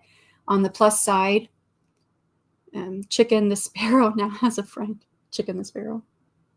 I for a minute in this book, that's my Kickstarter book, I wanted to give her a fish friend or pet. And I was thinking about my cat because the fish's name was going to be Cat. But it ended up not working out. I was kind of, thinking, because it's a little bit of Little Mermaid inspiration. And you have, in the Disney version, you have Flounder, right? Flounder and the seagull. And so I was thinking something along those lines, but it just didn't fit with the story. So I ended up cutting the catfish out. Oh no, poor thing. Is it okay? Sweet. I still managed to get 884 words. That's awesome, Kendra. I love that. In 30 minutes. That's awesome. It's fine. I was about to let it go when I realized I have free will and there's technically nothing stopping me from making it a pet. Oh, geez. There you go. I got enough pets. Carla, going to the woods. I'm sorry for your loss. Take all the time you need to grieve. Yes. I'm trying to get ahead on all the socials. All of my boys are on speakerphone in different rooms playing a game. So many distractions. I bet. And I don't know if you feel the same way, but boys, and you got older boys, their voices are getting deeper. Like my son, he's left the room now, and he's out there on his computer, which is like a hallway, a living room, and a kitchen between us, and I can hear him. He's talking. He talks through a lot of stuff that he does, and so his voice is so deep. I hear him, and it's a bit distracting, but I just have music I'm playing so I don't hear him as much while I'm trying to do my edits. But yeah, I did some reading for a brain break. It's that time of day for me where focus is poor and I'm sleepy. Excuse me. So yeah, if you need to take a nap, take a nap. I thought I might need to take a nap, but I think I'm okay because I woke up at 3 o'clock in the morning and could not go back to sleep. But I went to bed really early, so I got good sleep already.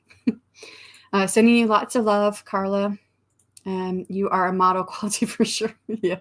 But also, I get it. Don't want to be in the center of attention for my body or looks for sure. Yes. I just don't like the attention, let alone for anything else like that. But yeah, I don't want to be noticed for those things. Just what's in my head. I fought a little with Drafted Digital trying to publish my latest book wide.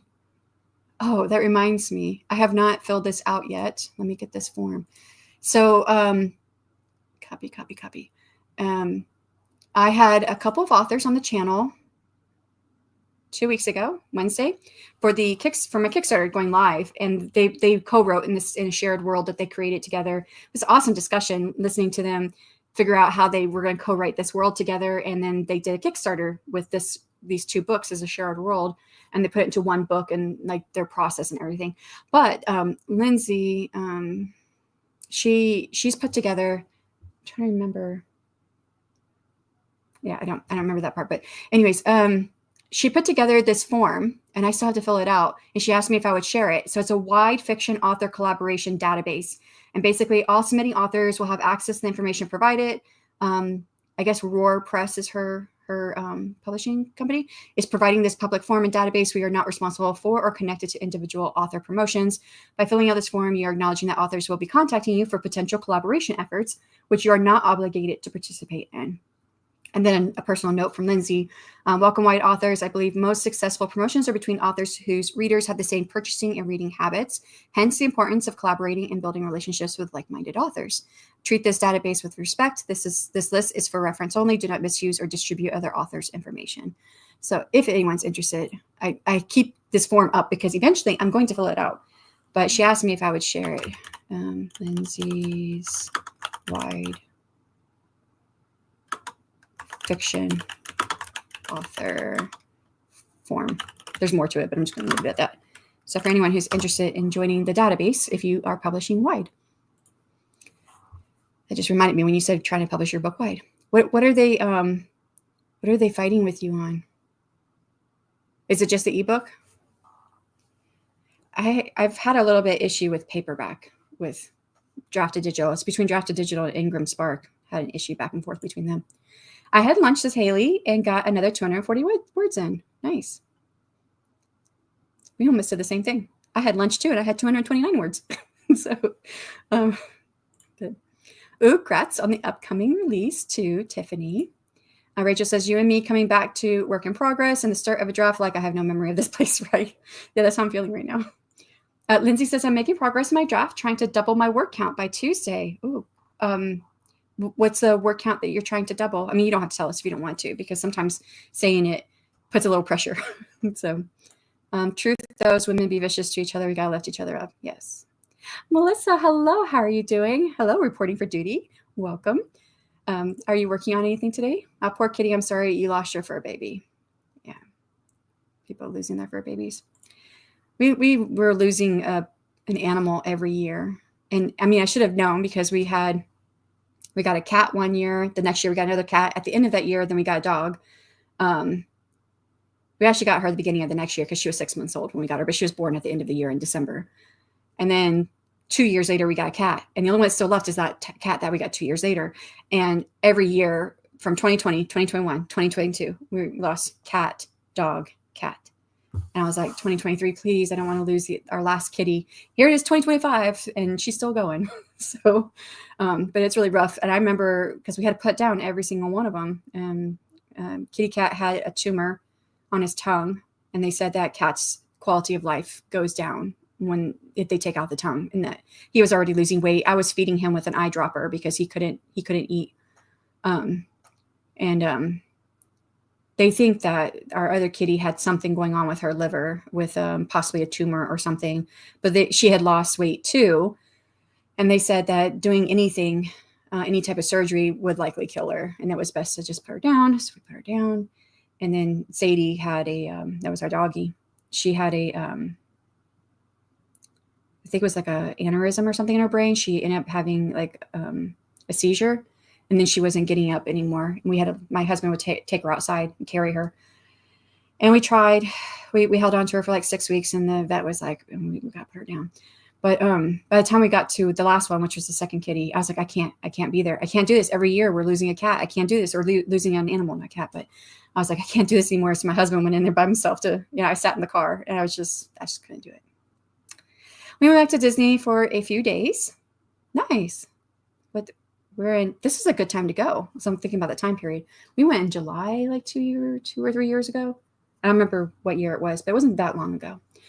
And I was like, oh my gosh, if we ever come back, we need to come back during a cool month. But then I heard that that's when they get busy too, during the cooler months, because it gets really hot. Then the other side, when I say I'm trying to lose weight, and immediately women assume it's for a guy. Oh no, it's because I don't want to spend money buying new pants to fit in. I understand that. Not the pants, it's shirts for me. I'm like, I don't want to buy new t-shirts. So I need to lose some of this weight so I can keep fitting in the t-shirts I already have, because I have a whole like slew, whatever you call it, of t-shirts. All my t-shirts are like writer related or book related, most of them. So, hey, Melissa from JL. Oh, hey, Lindsay from Rachel. Thank you, says Carla.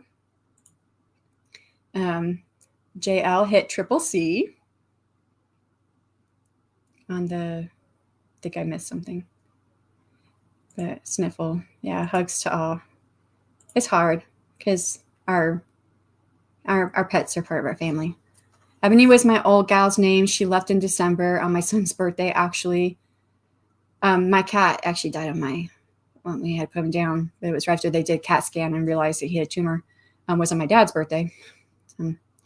My doggo had died in June that year too. 2020 was a lot. Yes, it was for you for sure. I thought it was a lot for me.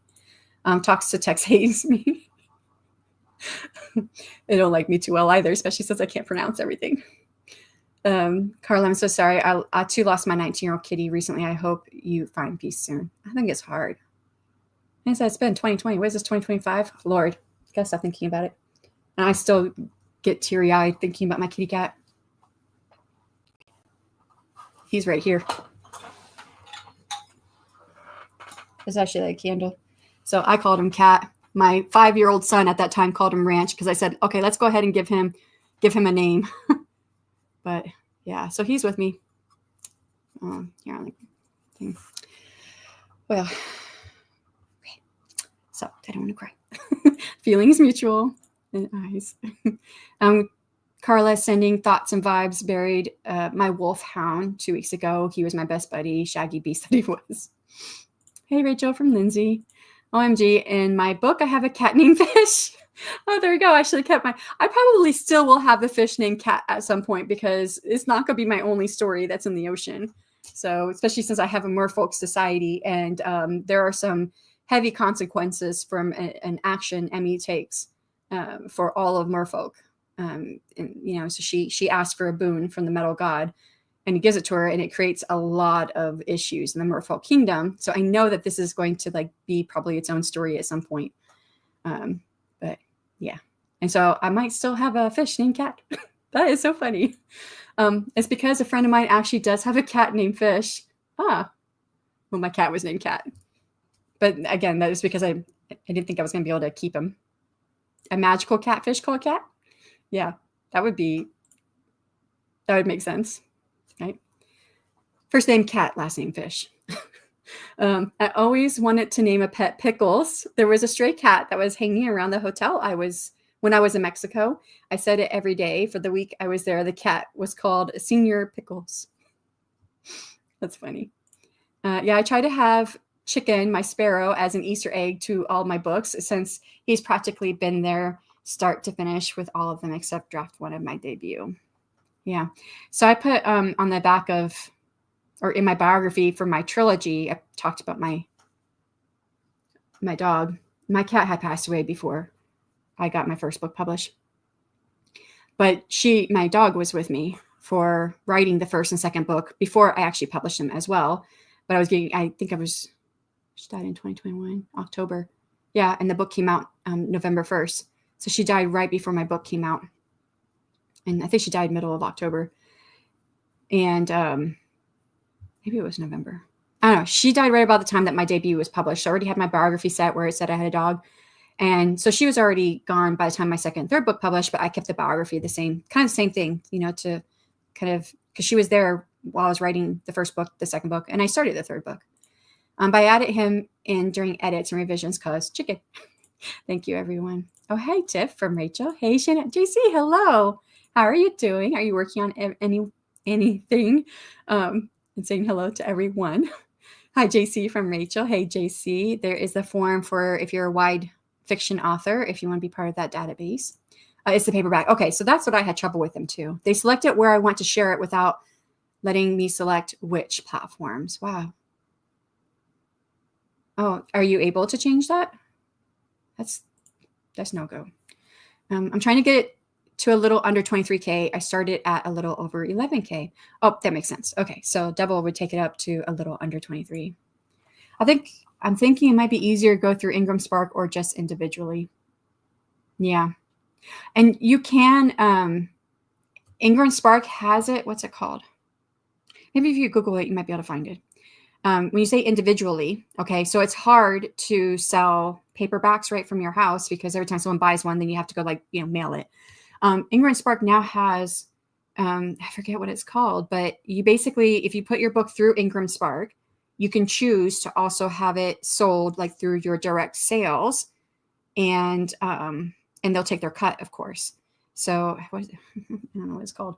I signed up for it, but that was the paperback that was having issues between Ingram and Drafted Digital, because I wasn't selling wide on the paperback through Ingram. I was just selling it direct through my website. And then I tried to go through Drafted Digital for the wide paperback, and they said that someone else had the ISBN. And I was like, well, there's two different purposes. I'm not using both platforms to sell it wide. And I text Dale at the time. I was like, Dale, do you understand this? And he says, oh, yes, because Ingram and Drafted Digital use the same printer. So it looks like it's the same ISBN, like I'm trying to double dip, I guess, for both or whatever. And he says, even though I'm doing the direct sales part. So that messed it all up. Hey, Eva. Nope. Hey, author JC from Eva. I just made a budget after neglecting such things for a very long time, and we got Disney at home. Nice. We were paying for Disney and Hulu separately, and now I guess Disney has Hulu on it. So we learned, oh, we don't have to pay for Hulu separate anymore. Like we got McDonald's at home kind of vibe. hellos. Trying to get through so we can get the next one going. All hugs all around for sleeping pet kiddos. Yeah. Thank you. I appreciate that, Deidre. Hellos. Oh, hello. All these pet meetings. Yeah. Love on the other side of that rainbow bridge. Yep. They're all hanging out waiting for us. Hey, Deidre. It makes noise to make Rainbow Bridge book. Yes. Oh, I said noise. Note. Makes note. To make Rainbow Bridge book. But you can make some noise too. But I think that's a good idea. Wait, magical catfish named dog. That works too. Werewolf named fish for other genres. Hello, Becca. How's it going? Hope all is well. Are you working on anything? How have you been, JL from Joanne? BRB. Trying to get started editing my video. I'm going to go through this as fast as I can so you can get that done. Hellos. Definitely feel better now that I'm out in the camper and have a quiet place. How are you today? To Joanne. Answer number 4, in case I don't think anyone else answered this, but not sure if I can answer this question without spoilers being mentioned. Okay, so not actually an answer. What is the question? Oh, yeah. If your antagonist had to justify their actions to you personally, how would they frame their argument? And my antagonist has to justify her argument a couple times already now in each book. She won't be given the opportunity in the 3rd book because Nira just has no patience for her, where the other 2 don't really know her. So, but she thinks she's justified in what she did. I don't know how she would frame it though. And the first one, she frames it as in no one should basically misunderstood. And the second one, that she was taken advantage of. And she's the one that enacts the curse on the Dragon Kings and kills over 1,000 people. So, but yeah. Does Ingram do direct now? Yeah, I missed that update. Yeah, it's actually been out for a little while. It may still be saying beta, but it's been out. I think it's been out since the end of 2023, maybe, because I used it for my direct store when I was selling my Kickstarter book, my first Kickstarter book, before I went onto retailer platforms. Any tips on writing fantasy with dragons?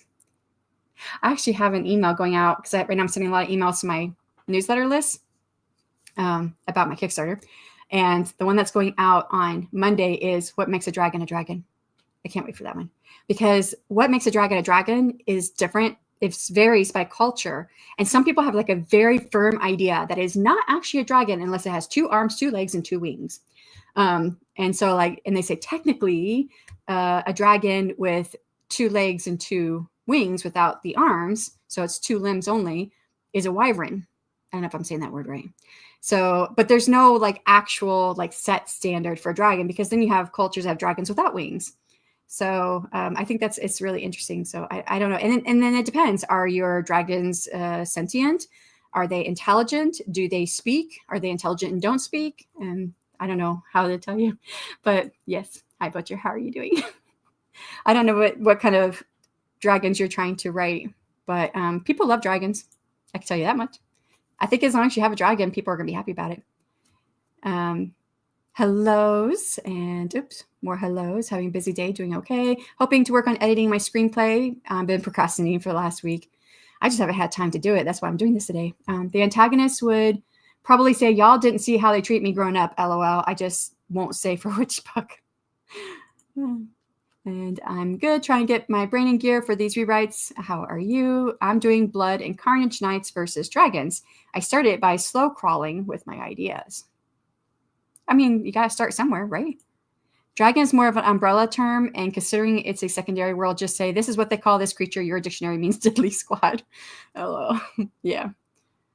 No one's like telling me that my dragons are not dragons or anything. I just, when I've done research into dragons, I've come across that. Yeah. Now I want to work on my dragon book, but that would probably be me procrastinating on the screenplay. Probably. Yep. Alrighty. Let's go ahead and get going for the next sprint. And I have another question. Is it possible for a protagonist's greatest strength to also become their downfall? I like this question too. Laughing with Rachel. Now I want to watch How to Train Your Dragon. Yeah. Okay. Get the next one set up. Do I have another one? Yep. Okay. For anyone who has to leave out before we get back, thank you so much for coming. For everyone else, we will have an hour on the clock. And good luck.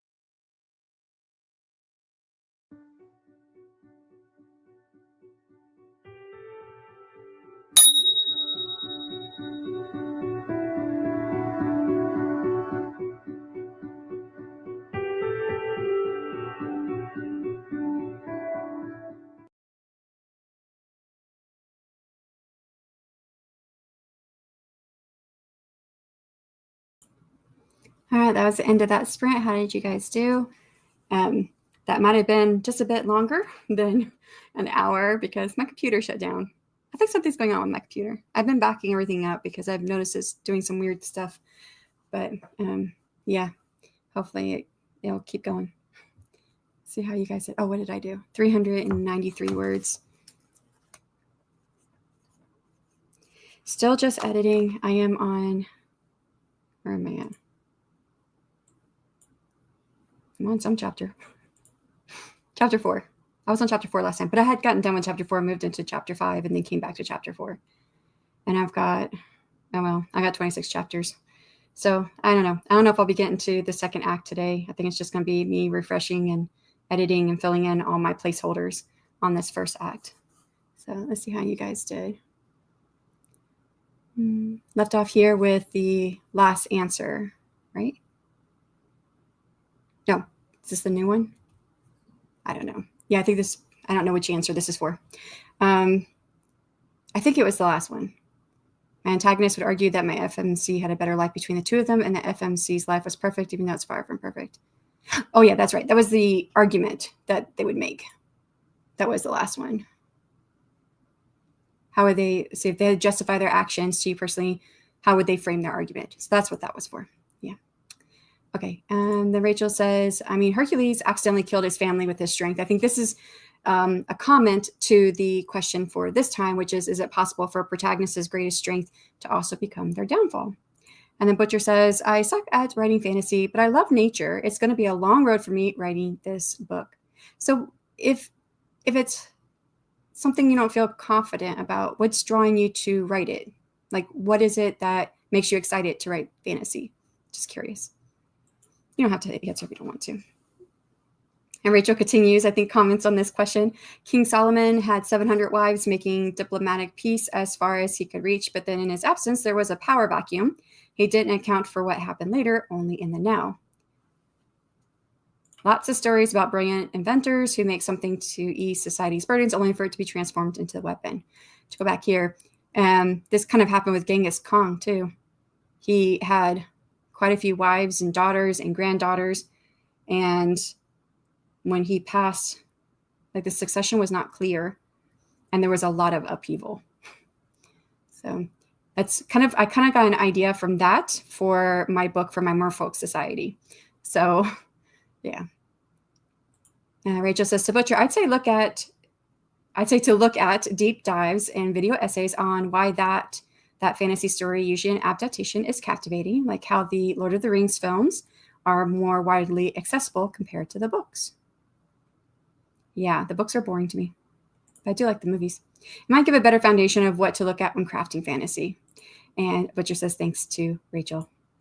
Hey, Andy, 12 hours, hug the like button. Emma says hi too. I appreciate that. Who does your animations, teaser videos? I do everything. It's all mostly, not all of it, but the majority of it is just AI. So like the images, well, some of the images, right, come from my artwork that I've commissioned and my book covers, but then other images are AI. Either I've generated them or I found them.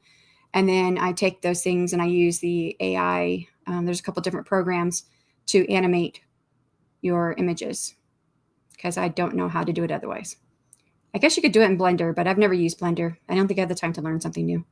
I don't even know how that works, but yeah. So I just do it myself.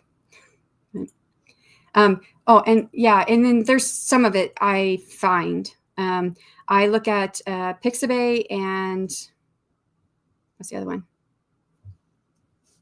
Wait, I have it saved. Pixabay and Pexels. So Pixabay and Pexels, they have videos that are royalty-free, copyright-free. So you don't have to pay anything for it. You don't have to give any attributions for it. The difference between Pexels and Pixabay is that Pexels is like real videos and images. So like real people. Nothing is cartoon or drawn or animated. That is not a real person. It's all like real film and real pictures of people. And you can find stuff that's still fantasy, like they people dress up and take pictures of it and stuff. And then on Pixabay, now with the influx of AI, there are AI images and AI videos on there as well. But it used to be that everything that was on there was created, by people and whatever programs they use. But now you can look at it and tell that there's some AI stuff in there. So some of the stuff I have is like really old, so it came before the time of AI. And then some of it I've gotten since then. Yeah, I don't know if that answered your questions. Gwen says hi to Andy. Did the timer stop? Yes, this is when my computer went out. Just noticed. Computer went out. Be right back on. And I had my phone, but I was logged into a different account on YouTube. So I was like, okay, switch account. And they kept trying to show me ads. And I'm like, oh my God. It took like forever to get over there to tell you guys, hey, my computer went out. I'll be in a little bit. Got it. I miss you all. Hey, Bethany. Hello. How's it going? I hope you're doing well. I don't know if you're working on anything. Let us know. JC says to Bethany, hi, basically. It's been a while since we've seen. And then Martin, hello. Also saying hey to Bethany. Newsletter signed up, done. To me or to like you've got your newsletter going? I've got 2 keywords done. Book 2 keywords. Yeah, only 2 keywords. That would be, I'd be wondering what else you're trying to do. Book 2 keywords done. Awesome. You're using those on the back end of KDP? I know some people use the keywords. I know we talked about the KDP Rocket or whatever it's called. And some people use the keyword function to try to find words to put into their book description so that it will pick up like in the search algorithm. Still here, but lurking. The brain is done. No worries. I understand. My brain was almost done when my computer shut down because I turned it back on and it didn't turn on. And I'm like, crap. What is going to happen? I got a laptop. I can get on my laptop and finish out the stream on my laptop. I was trying to think. And by the time I got it all working again, my brain was hurting. It took me a minute to get back into my writing. Reading, more edits, eating snacks. Nice. Bethany, says Joanne. Becca says, I managed to cut some scenes. I still need to cut about 20 pages, though, which I have no idea how I'm going to do it, LOL. That is hard. Yeah. I did cut what was it? I had 191,000 words. I think it was 191, almost 192. And I wanted to get it down to as close as I could to 180. And I think I got it down to 183 something. So it was quite a few words, but mostly it was just going through and making things more concise. But when you make things concise, and it's pretty easy to make things concise, but you lose some of you lose your kind of author voice because something that's concise is, going to be the same across the board. And that includes whatever lyrical way you write your words, right? So you will lose some of that. But yeah, it's rough. I hope I wish you the best of luck on that one. It's very interesting, actually. Some people are iffy about the use of AI, but the results are so pretty and cool. Yeah. I mean, it's not like I'm trying to sell anything that's AI, just using it it's really just for me because I get to see what I'm thinking in my head. I get to see it done in real life or, not real life, but out on the screen. I get to see it come to life. That's what I was trying to say. Come to life, not real life. And so it's just nice to see it. 331 words for Haley and took a quick shower. I'm going to have to dip out in the next sprint. Well, I appreciate you being here, Haley. We're leaving in less than an hour for my brother's OA banquet for his Boy Scout troop. Nice. What is OA? That reminds me of a show. There's a movie that's called the OA. It was written and directed, I think, and starred by one gal. I don't remember her name, but she's got blonde hair. But it was a really weird show, but I liked it. Kind of sci-fi-ish, kind of fantasy-ish, set in modern times. So I think she was an alien, but she didn't know that. Or something like that. I don't know. But all right. So is it possible for a protagonist's greatest strength to also become their downfall? And I don't think anyone really answered this other than Rachel bringing up some ideas. And so I definitely believe it was a downfall for my character in my head. Because in the Kickstarter book, I have Admar. He's very honor bound and he's very about duty and doing the right thing. And he was so very freaking boring to write. And it does lead to him making decisions that are really negative decisions because he thinks he's doing the right thing, like, doing what would be the right. What was I say? Like, so they steal from his kingdom. It's his best friend and his wife. They steal an artifact, and that's treason, and so they would die. It was treason. So he thinks that's the right thing to do, but really it's all motivated by vengeance. So he has to learn, okay, this is motivated by vengeance, even if I'm labeling it as my duty. So, but it takes him a while to get to that point. OA stands for the Order of the Arrow. Where was that at? Let's see here. Order of the Arrow Banquet. Oh, so that's like my oldest kiddo, he was in Boy Scouts, but it was a really long time ago. 2008 to 2010. Yeah, so it was what? 7. Am I figuring that out? 2025. 25 minus 8. Is that? I don't know what that is. 17? 17? So 17 years ago? 15 to 17 years ago? It was a while ago. I don't know if I'm calculating that right. I'm not a math person. So, all right, we've got to the end. For everyone who's leaving out, thank you so much for coming. And I'm going to go ahead and get set up for the next sprint. I wonder what's next. I feel like this was a video played already. But, okay. 60 minutes. 3, 2, 1. Good luck. You can't see it. I'll get it up there.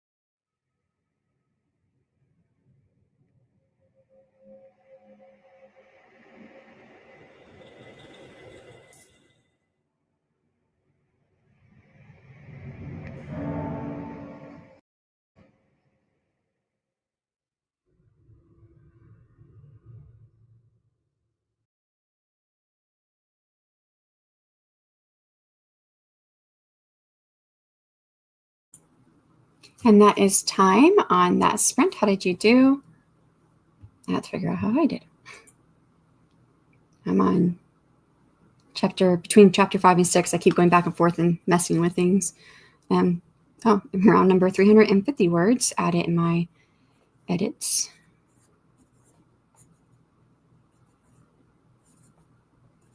Just writing it down.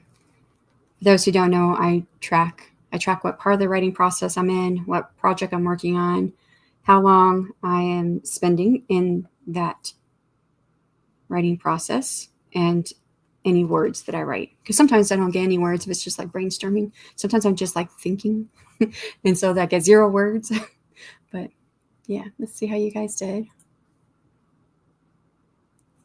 Left off here with Haley talking about OA stands for the Order of the Arrow for the Boy Scouts troop. Had to dip out on that last sprint to for my brother's OA banquet for his Boy Scout troop, so to attend that.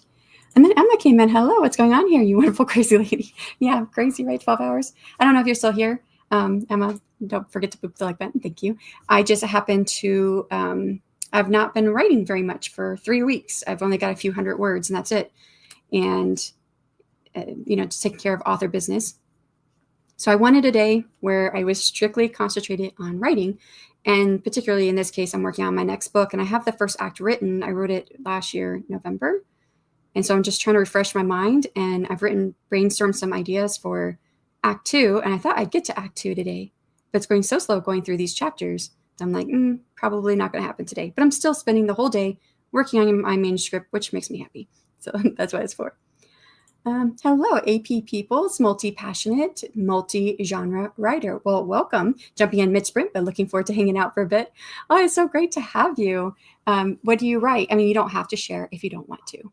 But I write fantasy romance. I do have some fantasy books published as well, but I switched over to fantasy romance a couple years ago, and I'm probably going to stay in this space for a while. And then Joanne says, for the answer to the question this time, see banners, what does it say? Oh, that was the last one. So the last question was, is it possible for a protagonist's greatest strength to also become their downfall? And Joanne says, my FMC's greatest strength is their stubbornness, but it is also a weakness when it leads to petty squabbles with the MMC and Project Sugar and Spice. Well, and that's what adds spice to the story, I think, right? Because it's a bakery rivals to lovers romance. Did I get it right this time? I think that's right. This kind of plays on the enemies to lovers, but rivals in this case. I just saw another book that was a rivals to lovers. Yeah, it's one of those books that was part of the 50 Fractured Fairy Tales. Yeah. Oh, and happy International Women's Day, a month to all of the women writers here. I didn't even know. Thank you. Emma, how have you been? From Joanne. No words during that sprint, but I got some cooking done and editing for a work deliverable for the past few hours. What else? Now I'm drafting an IG post that was supposed to be published yesterday. I don't ever get...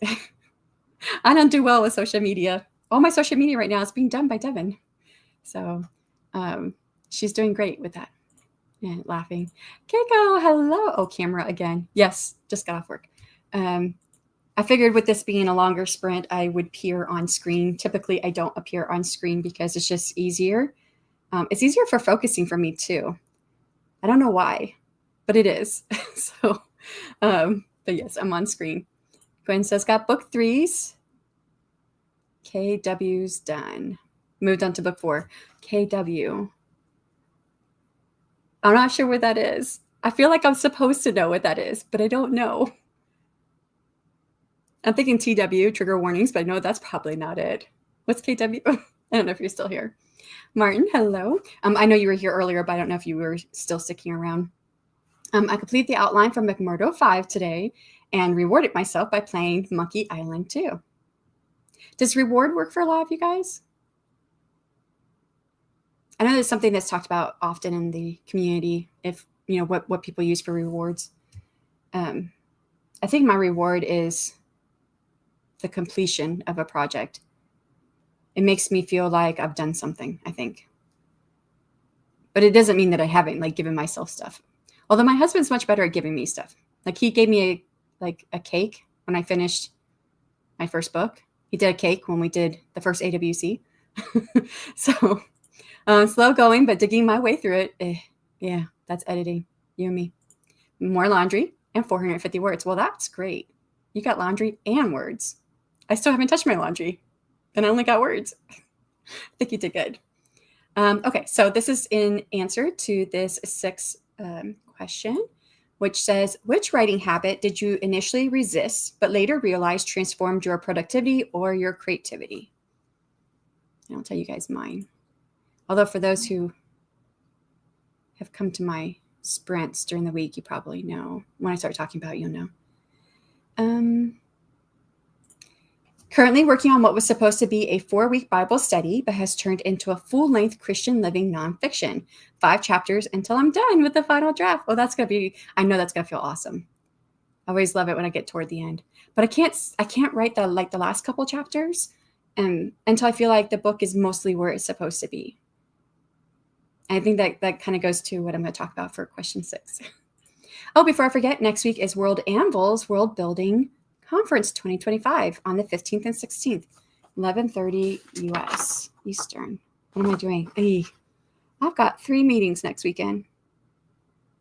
I got 2 for the AuthorTube Writing Conference and 1 for my podcast. It starts at 11:30. My first one's at 10. We should be done by 11:30. And then my next one's at 2. Wait, 11:30. That's 10:30 my time. Nope, I'm going to be right in the middle of a meeting, that first one. Oh, but it's on YouTube. Oh, that's great. So we can go back and watch it later. Thank you for sharing, Keiko. Love that. Hoping to start drafting my first fiction novel next month. I think my first couple pieces I ever published were nonfiction. One when I was a kid, and so I don't know if you really count that. I went through Hurricane Andrew down in Miami, Florida, and we had to write about our experiences, and I wrote a short story and a poem and lots of other stuff, but the short story and the poem both got published. And I don't even know where it's at, because I didn't pay attention to such things when I was only, I think I was 12. Yeah, I was 12 years old. But then the next thing I had published was a creative nonfiction. That was in 2011, I think. And that was in a literary magazine. Other than that, all the rest of my stuff is fiction. But yeah. What do you think you'll write your fiction novel on? Is it going to be like a literary fiction or something else? Hey, still here, just about to leave though. Okay, you're still here. I thought you were going to leave out that last sprint. I spent that sprint getting ready. Okay, well, have fun at the Boy Scouts Troop, the OA banquet. Hey, Keiko from Joanne, how have you been? Survived the work week. That's always good. How are you doing? Keywords. See, I should have known that. I think my brain's becoming mush. Let's see. I've got 3.5 hours left. Yeah, 3.5 hours left, which means I've been going, what's 12 minus 3.5? 9, 8.5 hours. Rewards certainly work better than punishments, I would say. Yeah, I agree. Mrs. Lejeune baked me a McMurdo cake when we published book 4. Did you take a picture of that? I feel like I knew that. I think we talked about that. I get myself a Star Trek badge when I complete a book. It's like the sticker reward system. I love that. That's an accomplishment and a mood, to be honest. To Keiko from Joanne. I'm tired, looking forward to going to the park with my parents and feeding the ducks and geese. Sounds like a lovely afternoon. It's afternoon. You're Eastern, right? It's probably afternoon. Probably evening, toward evening time for you. Tiffany, hello. Answering the question. Writing first before I do admin or other random task for the day. So this is, what did you, I can't remember it. Which writing habit did you initially resist, but later realize transformed your productivity or creativity? And Tiffany had said, writing first before I do admin or other random tasks for the day. That and planning my day the night before. I always feel like I need to finish everything and then focus on my writing. Yes, I actually learned that too. I didn't remember that. When I first started doing my author business, I was a lot more on YouTube, right? I was doing videos. I was publishing 1 a week every Tuesday. That's when I used to publish. And so I would always put all that first, and then I would get no writing done.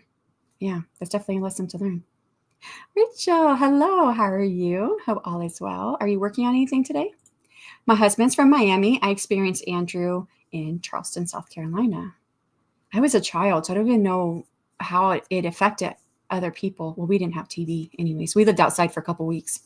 So I don't even know how it affected. So what was there like damage or anything up in South Carolina? I've never even looked it up. Never even thought about it. Somehow when I do that, I never quite seem to get the writing the way I originally planned. Yes. Yeah, that's what I found out too. By the way, Tiffany, I saw this channel under Tiffany Russell when I was trying to find out if you were streaming earlier this week. And I was trying to look you up, and I did by TL Russ Lifestyle. And I saw this channel, and this one doesn't have as many subscribers on it. Are you trying to build up this channel? Because I didn't know if I should go subscribe to it, or if this is like your personal that nobody needs to really follow me channel. Because I have one of those. So, but I didn't realize you had a couple different channels. Keiko says, I don't know if they keep it up because 2023 stream wasn't kept on YouTube because Carriger and Cowell had parts of their normally paid for seminars as their panels, so they couldn't keep the stream up. Is it possible they might have unlisted it? So like if you have the link, you could still get it, but it's like not on the channel. I wonder if that might be something, but probably not. I genuinely hope that's not the case because World Building Con is so cool. I've never been to one. That is really awesome. Fiction is Christian women's fiction with a romance subplot and themes of reconciling racial identity, found family, and of course, faith arc. I love that. Found family is one of my favorite tropes when it comes to stories. Answer to the question, writing sprints was something I resisted at first, but I find when I use them, I'm very productive. Yeah. I used to teach college English and literature, and I would have my students, they did free writing, but it was like a sprint. It was just one. So I'd put the timer on and they just had to write as much as they could in that time. And but it was, it's a free writing exercise. So I would tell them, okay, think about the essay that you want to write next and just write whatever's coming to your mind for that essay. And if you think about like that grocery list that you need to put together, write about that first. Then go back to what you were trying to write about. And then at the very end, you might have like one good line in all of it that will help you toward your essay. But yeah. And it was then I really saw how much students could, get down and pull from what they wrote and use what was usable for their writing. Yeah. And it kind of broke open their creativity.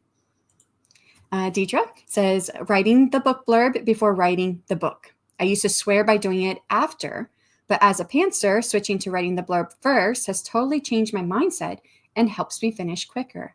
That is something I've heard about before. Like there are many authors who recommend doing that. I'm a pantser too. I'm a discovery writer, and I just don't know if I could because it would probably change. Like I always know my beginnings and I know my endings of my stories. I just don't know what happens in the middle until I start writing. And so if I wrote the book blurb, it's very likely that it would not. But I don't really have middles in book blurbs. It's mostly like the beginning and setting up the conflict, which I know all of that in my head. I should try this. I should try doing this next time. Just got home from hanging out with my sister, so I'm settling in now. I don't if I will read or write. I don't know if I will read or write. Yeah. I've been reading Up a Storm this year. I think I'm on book 44 now. Was it 44? But I've definitely had days where I'm like, I would just rather read than write. Yep, book 44. Although I've DNF'd 3 books, almost 2. I say 3. I think 1 I might go back to. I don't know yet. Nope, they literally said at the beginning of the stream back then, and then when the panel started, that they cannot keep the streams up on YouTube because of the normally pay for seminars. That makes sense. I mean, yeah, I was hoping because if they possibly did, they might do it this year, but I understand. No, this is my photography channel. I feel like you told me that before. For when I need to upload an image, a video for my clients. I only use it on my computer and my TV because I don't get ads on this one. Oh, nice. So no, I'm not worried about subs on this one. Okay, so I don't have to worry about subbing. I thought about it at first. I was like, should I sub? But wait, I'm on the other one. And the thing is, I get so many notifications that they get lost. And I thought, well, if I sub to another channel, will I see any of her notifications? And so, because that's why I was searching, because I didn't see any notifications. I was searching for your sprints earlier this week. So I'm so excited for next week, World Building Con 2025, Wheel of Time Season 3 dropping. I don't think I finished the second season. Critical Role's 10th anniversary, and have early shifts so I can watch all the streams. Oh, that's lovely. I don't know what Critical Role is, but I would like to get back to watching Wheel of Time if I could, especially with the third one dropping. I'm actually surprised I have the few that I have. It's probably because, like me, people were looking for your channel and came across it. Like, oh, here's Tiffany. So I used to plan and plot maybe too much, and to the point where I used to get bored with the writing scenes as I knew too much.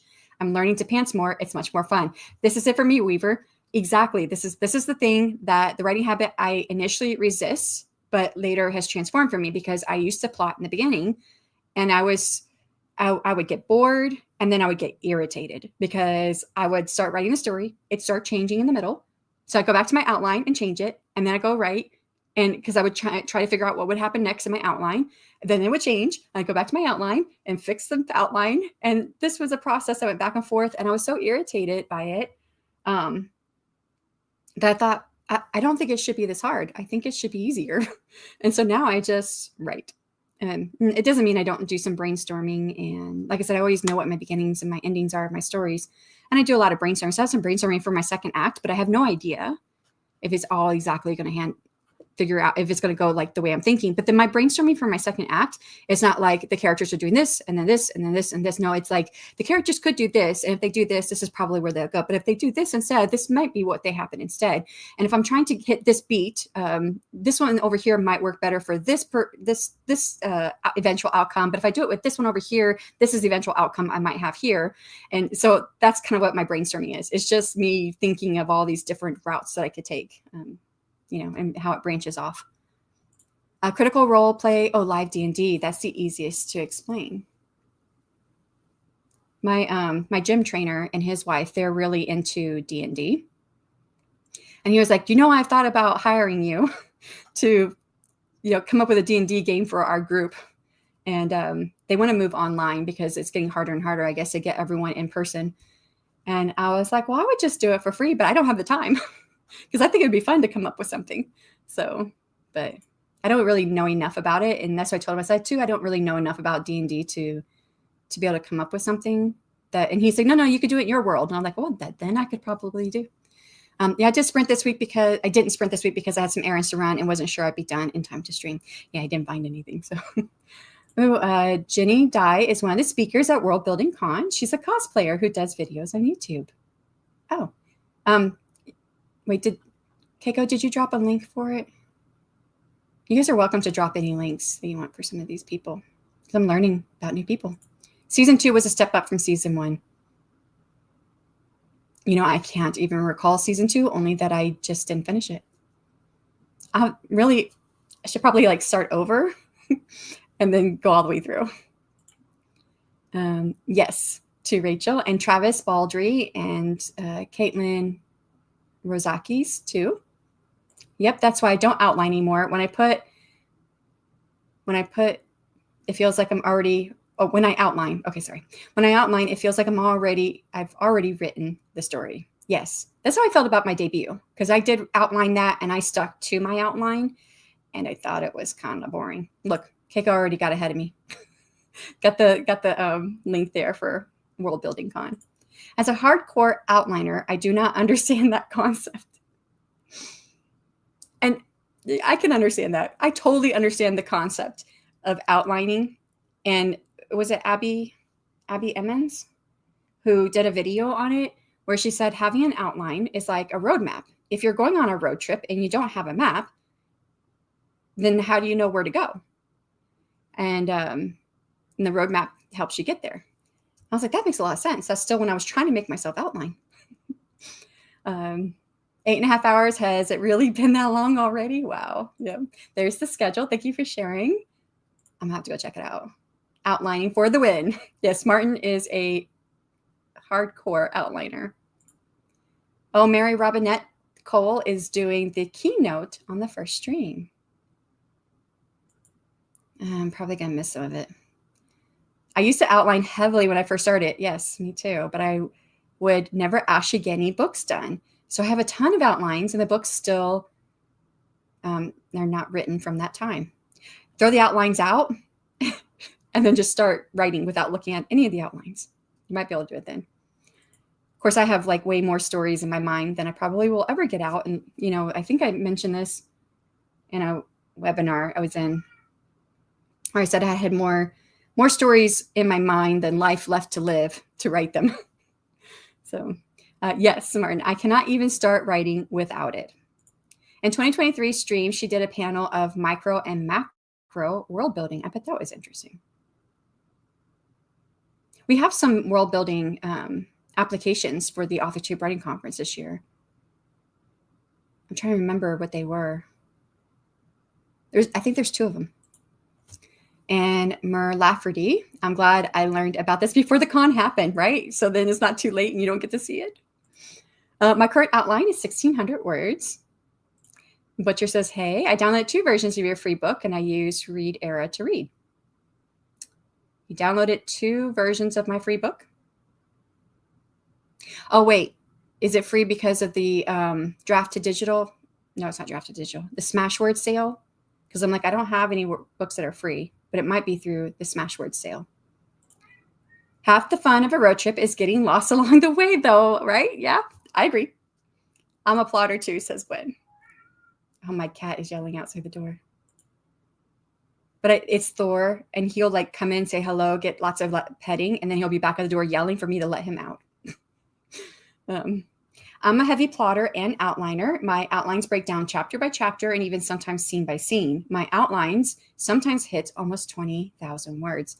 Martin, what are yours? I know yours are pretty in-depth as well. And like he even has it down to like how many words are going to be in the chapter. I never know how many words are going to be in my chapter. But I assume it's going to be around 1,500 because that just seems to be where I end up most of the time.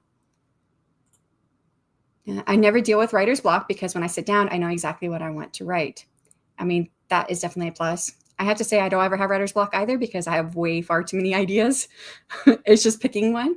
But it's not hard for me to make decisions. I was watching a YouTube video because someone asked me, this was on Rita's channel last Sunday before, whenever it was. It was an author interview and she was like, you're so productive. How do you do it all? And I'm like, I don't really understand my mindset to be able to explain it. And so I've been watching some videos this past week about productivity and how that works. How did I get on this? I know that reverse goal setting was one of the things that made sense to me, but writer's block, because I know exactly what I want to write when I sit down. Oh, Lord, I missed it. I don't know where I was going with that. Move on. I might remember. Same, when I hardcore outline, each chapter gets notes between 1 to 2K-ish, which is fine, but leaves no room for excitement or surprise as a writer. I know everything. Yes, when you get lost, you still have a map to get back on track. That's what an outline is for. I write 3 sentences per chapter, says Martin. Okay, so now a whole lot. And I would say to this, like, I always know, like, my destination. So I know where my books end. I know where my stories end. I know where my series ends. I even know the last series I'm going to write in this world. I knew the first series. I knew the last series. And I even know how the series are going to start and how they're going to end. So I always have a destination. And I think I've never missed my destination. I've always made it to exactly where I want to go. It's just where we stop along the way to hit all the beats, And I think it works for me, but I know it's not working. It doesn't work for everyone. It's not like you can't deviate from an outline, which is where people get it wrong with outlining. So true. And if I deviated from my outline and I was okay with it, I probably would still be outlining. But I would get irritated. My debut, I didn't get irritated. I just was bored. And I think because I felt so bored from it, I kept changing in my second book. And I go back to my outline and change it. And then try to outline the rest of the book based off of the changes I made. And like I said, I went back and forth. And I finally said, forget it. That was like the hardest book to write of the 3 books because it was a trilogy. And I just threw it out and I said, I'm just going to write what I'm going to write because I know where it's going. I know where it's ending. Yeah, I keep a word count range for each scene and chapter as well. I downloaded your files, Mobi and EPUB, and I noticed the first letter separates from the opening sentence at the beginning of each chapter. I use read error. Not sure if that's their issue or files. Where did you get it from? Butcher, if you don't mind telling me where you're downloading it from. Because I feel like that would not be the Smashwords store because I only have an EPUB uploaded. So if you're getting my books from somewhere else, it could be pirated. 20K outline. That's pretty much my whole book. I absolutely could not do that. If you are writing that many words, then you might as well write the book. There's no way I could do that. It's kind of how I feel, but you know, everyone's different. But yeah, I kind of feel the same way. I know how long my sprints are and how many sprints will be required for the chapter. That gives me the word count. Yeah, you've got it down to a science. I mean, you guys are on your 5th book. So if I was a pantser, it would absolutely kill my creativity. I need to know where I'm going in the story. Yeah, I'm the opposite. That's the free ebook from the newsletter. Oh, that. So when you signed up for the newsletter earlier, when you said you signed up for the newsletter, that was my newsletter. No, that would be my EPUB and Mobi. That would be messed up, which you would have got that from. Well, that could have been Story Origin or Book Funnel because I have it on both places depending on how you signed up. It's probably Story Origin. Or I know how many words I want the book to be and how many chapters. Do you find, Martin, that once you get feedback from like your beta readers and your from your editor, that you change that, like how many chapters you're going to have? I can maybe do a line or paragraph for each scene, but that's about it. Anything more than that, and I never finish the story because in my head I would feel as if I've already written, as if I already wrote the book. I kind of do. So I don't like outline. I do a lot of brainstorming in my head, but when I know I'm sitting down to a day where I want to get some major sprinting done, I will write like that line and not even quite a full paragraph. Sometimes it might be 2 or 3 lines of what I plan to do in that scene. But yeah, I've done that too. If I can only write one book at a time, I can only write one book at a time, but I can outline multiple even while writing a different one. So in essence, a 0 draft that feeds heavily into my first draft. Yeah. And it's cool how you can do that, how you can do multiple different things. As, you know, it seems like as long as it's like a different step or different process that you're on for each one. I'll send a screenshot on the Discord channel. Okay. Thank you. I appreciate that. Alice is streaming. Ooh, I have to go say hello. It's not writing the whole book, though. It is not writing the whole book, though. I'm sure this is something we could talk about for a really long time. Sarah Cahill is also streaming. I wonder how long ago she started because hers doesn't last very long. It's like 90 minutes, I think she goes, right? I think. CJC, that's my view, but with the opposite. Yeah, me too. Knowing every step of the journey kills my creativity. Exactly. It does that for me too. But yeah, that's why I don't really like editing. And I separate editing from revising because I come from an academic background where revising is more of like that developmental edit. And editing is proofread and grammar, spelling, that kind of stuff. And I don't like the editing part because now I've read the story so many times, I'm just done with it. And it's just so boring. But the revising sometimes can be like that, but not all the time. Because sometimes the revising, I'm adding new material, and that's always fun. So Tiffany says to AP People's multi-passionate, multi-genre writer, I generally don't write more than 1 book at a time either. I keep notes when I think of things for other books when they pop up so I don't forget. I do the same thing. Actually was just writing notes for the 4th book, and I'm writing the 3rd one right now. So I was like, okay, put these notes for 4th book. I'll come back to you when I get there. Different minds, same ending. Yes, exactly. I always do what my editor says. She knows what she's talking about. Funny. But it's not like things don't change even with outlining, but I have the structure to come back to, which is important. And I bet you that helps you keep with your, keep on track with your beats, which with whatever story that you're writing. You're trying a fantasy story, aren't you? I think you said you were trying fantasy next. I know literary fiction sometimes doesn't have like set beats, but fantasy does. And so I'm sure that outlining helps you to keep, those beats as your target. So I've not changed the chapter count after betas, but I will drop a chapter if I feel like it isn't needed during the draft. That makes sense. Agreed. I won't feel free to write what comes into my mind when it comes. I would always feel like I had to either change the outline or forget about the new ideas. I've been there. With one of my books that was outlined, the second draft changed entirely from the first, a whole new POV and everything. Did you outline? Did you outline again for the second book, or did you just work off of the first draft? I'm curious about that, since a lot of it changed. Who is Martin's editor? Is it Shanon? Hello, Richard, by the way. I never even get through the first draft, though. My brain gets so tired after finishing the outline, LOL, but I have the beats, etc. in my head. Yeah.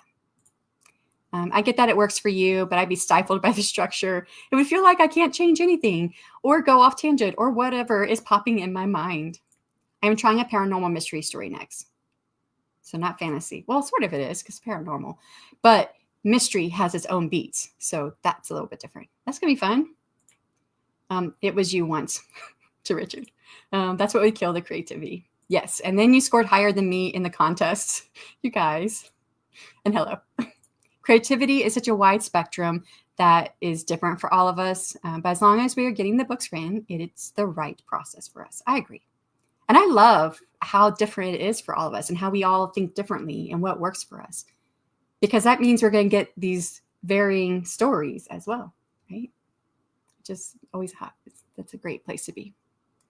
Yes, I outlined again for the second book, but even with that outline, everything didn't go according to the outline. And in revisions, I changed things again. Paranormal, does that mean they're jumping out of a plane? Who was it who said paralegal? Whenever they think of paralegal, they think of a lawyer with a parachute. That was in my chat a couple weeks ago. And that was in reference to something or other. I don't remember. I don't remember what it was in reference to. So the outline did not stop me from being able to change things. And that's true, Dee. Everyone's process is so different. It's amazing. That was me. Oh, that was you who said the lawyer, the paralegal reminds you of a lawyer with a parachute? That's why you said this? I go off tangent all the time. I have 3 young kids at home and a lot of other things I'm juggling. So my brain is like a strainer. I can't hold ideas for more than an hour or so, and then it's gone. Yeah. I used to be okay when I was younger, even when I had little ones. I had a really great memory, but I know it was like age 38. My memory just totally declined. It went way steep in decline. Was it 38? 36? 38. It was 38. And my memory has just never come back from then. So, all right, we've made it to the end. I think I talked about my answer to that. So the next question, if your future self read your current manuscript, what advice might they give you? Oh, now it's Loki yelling at my door. I think it's because, well, no, they got a whole hour before it's dinner time. So let's go sprint time. Yep, let's do it. Okay. Let me get the next sprint up.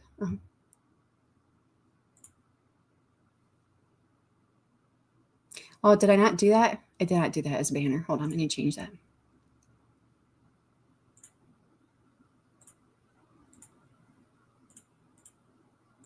There we go.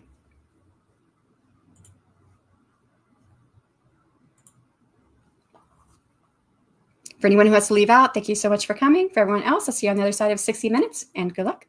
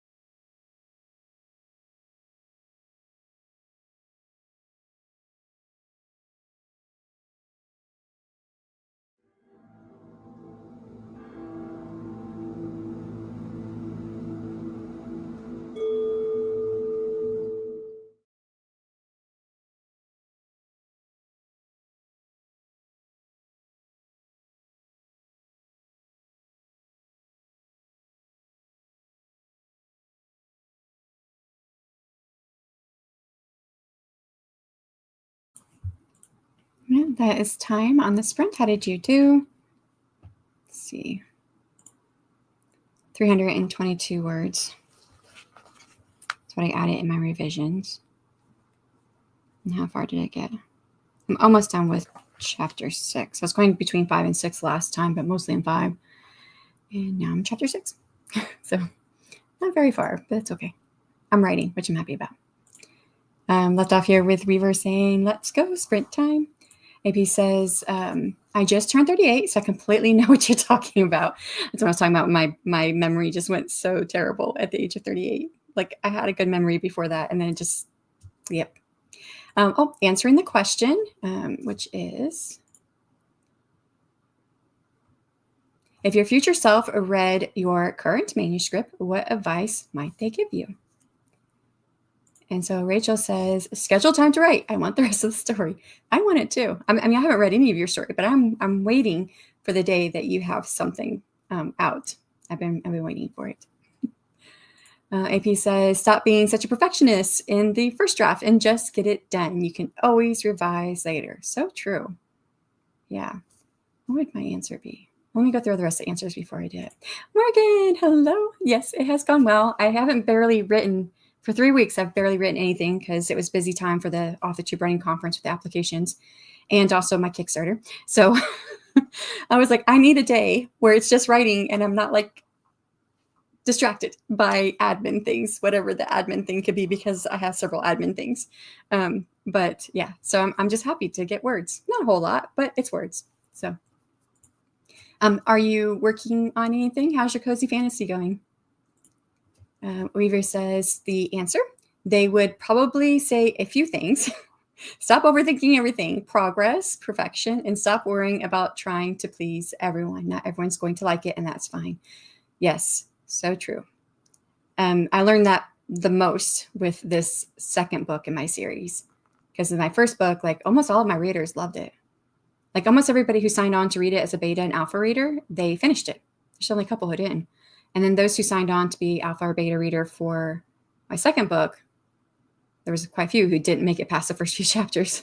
So not their cup of tea, I'm assuming.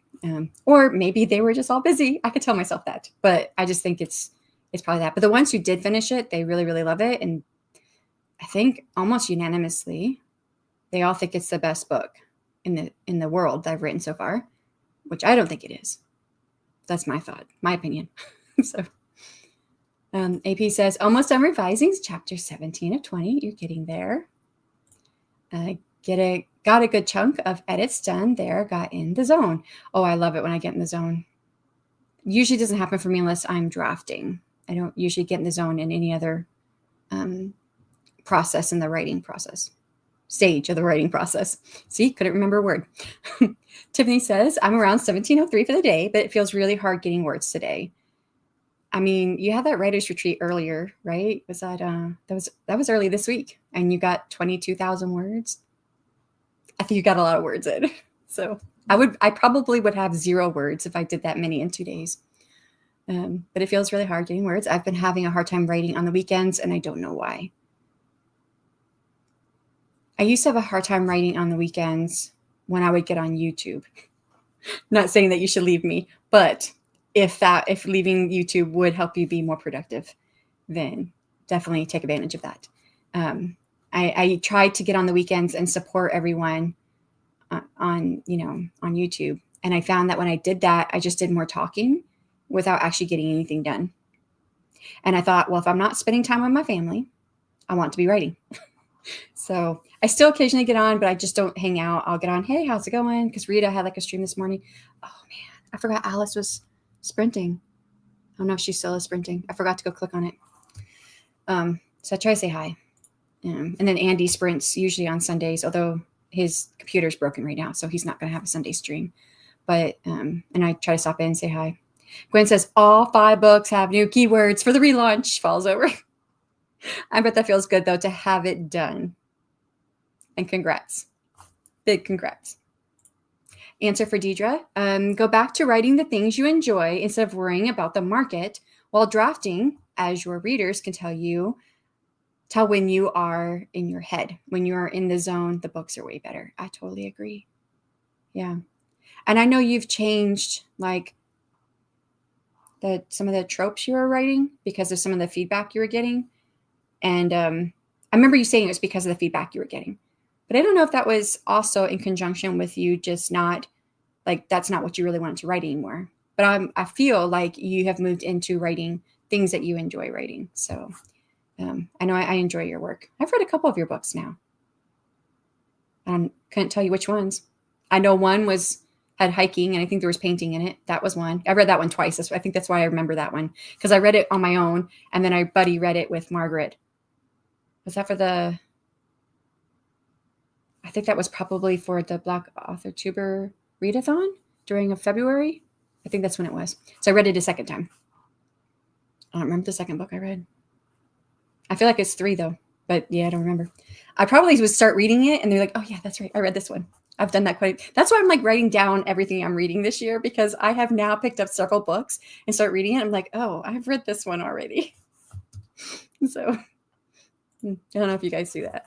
I'm thinking about taking a break and making some sweet potato chips. Ooh, that sounds yummy to see if that gives me some new motivation. I mean, go for it, Tiffany. Take care of you for sure.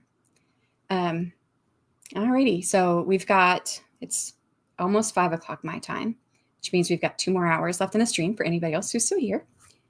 I didn't answer the question. If your future self read your current manuscript, what advice might they give you? My current manuscript. I think it would have to fall along the lines of the perfectionist. Because that has like halted me where I'm at. And like, I feel like I can't go any further. Like I should have been writing Act 2 today, but I feel like the Act 1 is not perfect. Not that it has to be perfect. It's never going to be perfect. You could do it over and over and over again. But it's like I felt like I couldn't go any further until I got this set up better. And even though I know that, I can't push myself to start writing Act 2. I have to get through Act 1 and doing the editing and whatnot. Hello, no worries. I've gone back and forth with names, tropes, subgenres, but I'm finally finding my way home for sure. I feel like that. I feel like the way you've been talking about your writing, that you've found your stride in what works for you. The inner critic needs to just shut up. Yeah, exactly. Because if I should have been working on Act 2 today, I told myself I was going to work on Act 2, and I was like, well, no, I could go through Act 1 and fix a few things here and there. And I was like, but I don't want to edit. I want to draft. Oh, well, you need to draft a new chapter because I need to add a chapter, but I haven't got to the point where I'm adding a new chapter yet. So yeah, because I'm going chapter by chapter, and I probably won't get there. Yeah, I don't think I'm going to get there today, but I will eventually. Alrighty, I'm going to go on to, I would say we probably have 2 sprints left. Not 2 1-hour sprints, though. We'll do the next one will be an hour sprint for anyone who's sticking around.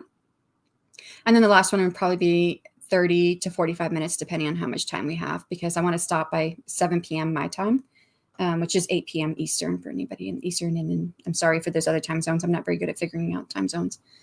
Get this set up. So for anyone who has to leave out, take care of you, whatever it is you need to do. Thank you so much for being here. It's been great working with all of y'all.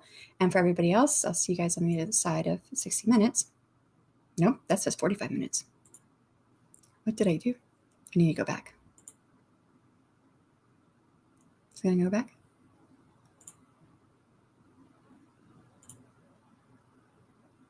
Okay, we'll go with this one.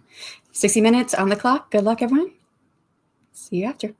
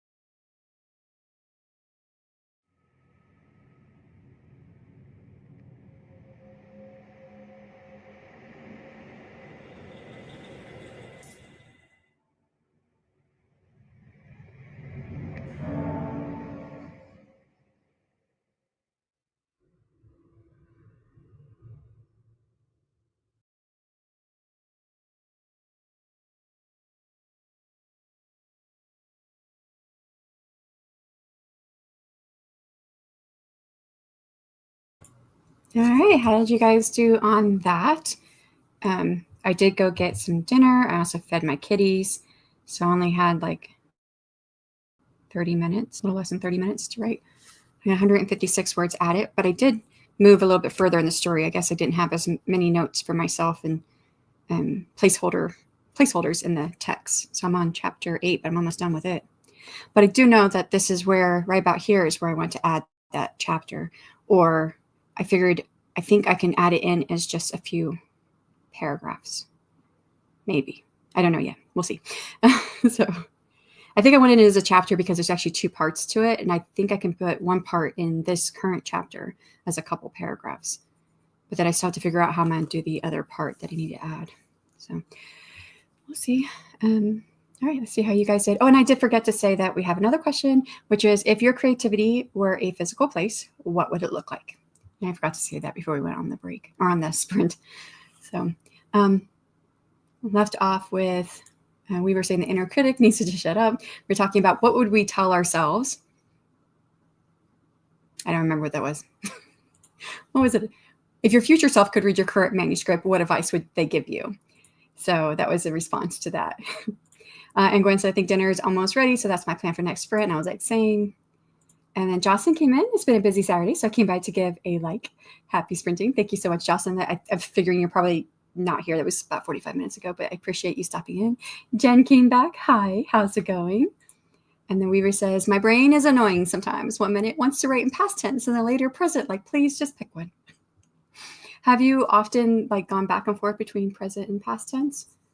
I think I've almost exclusively written in past tense for everything I've ever written. Yeah, I think everything's been past tense. I've never had that issue.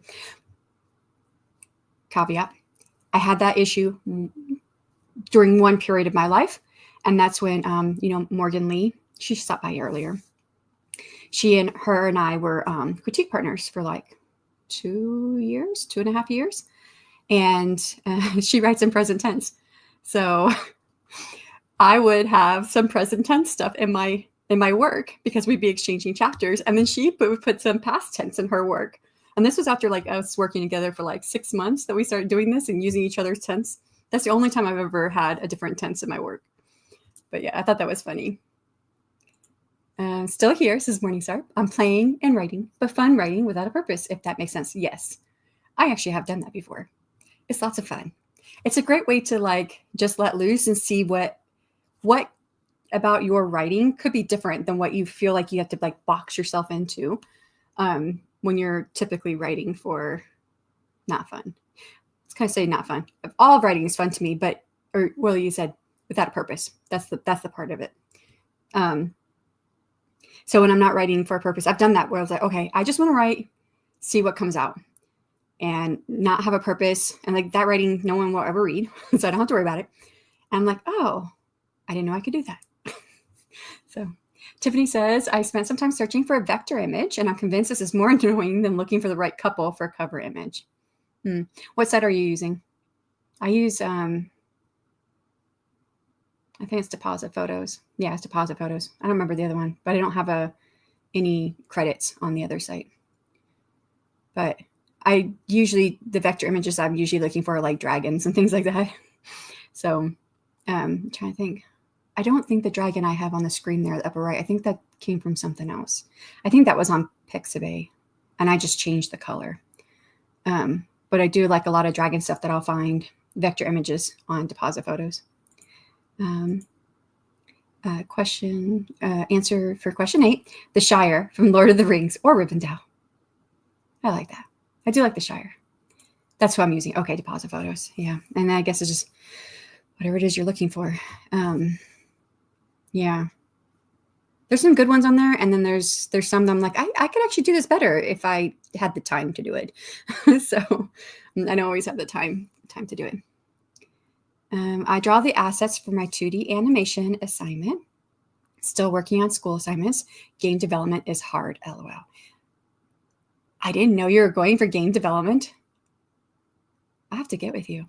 Are you still doing book covers? I bought one of Deidre's book covers. I still don't have that book written. I think it's because it's so far outside of what my other books are that I'm like, even if I write this, I'm either going to put it under a pen name or it's just going to have to come out like way, way, way in the future.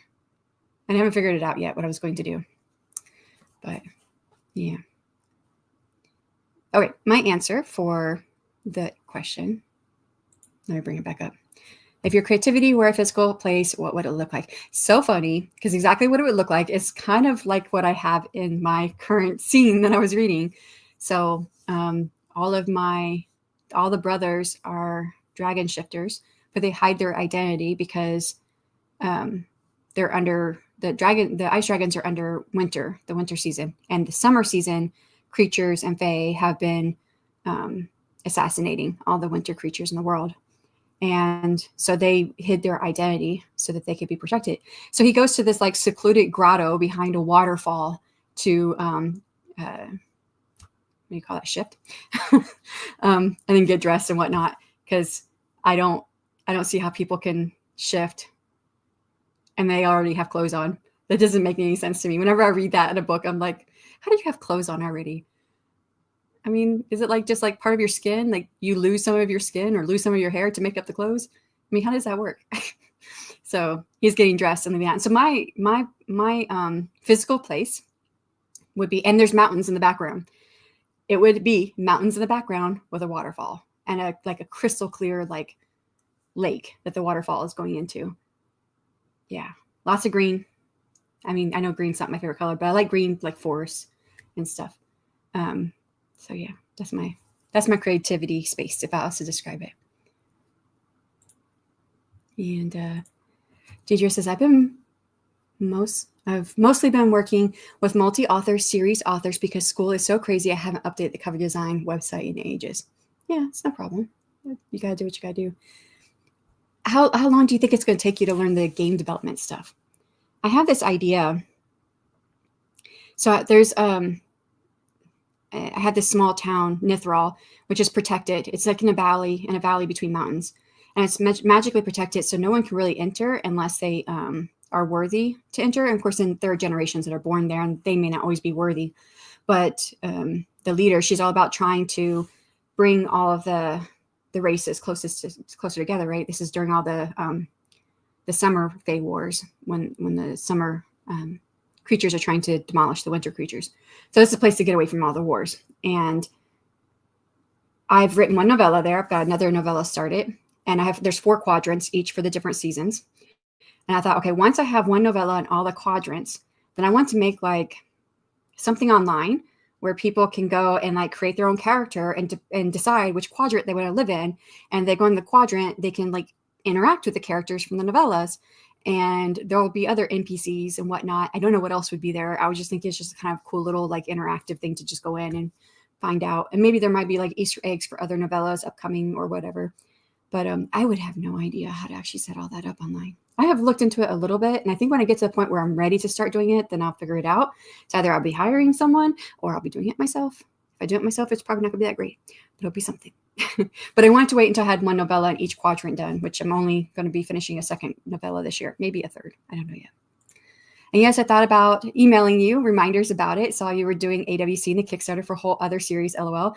But it will be here whenever you're ready.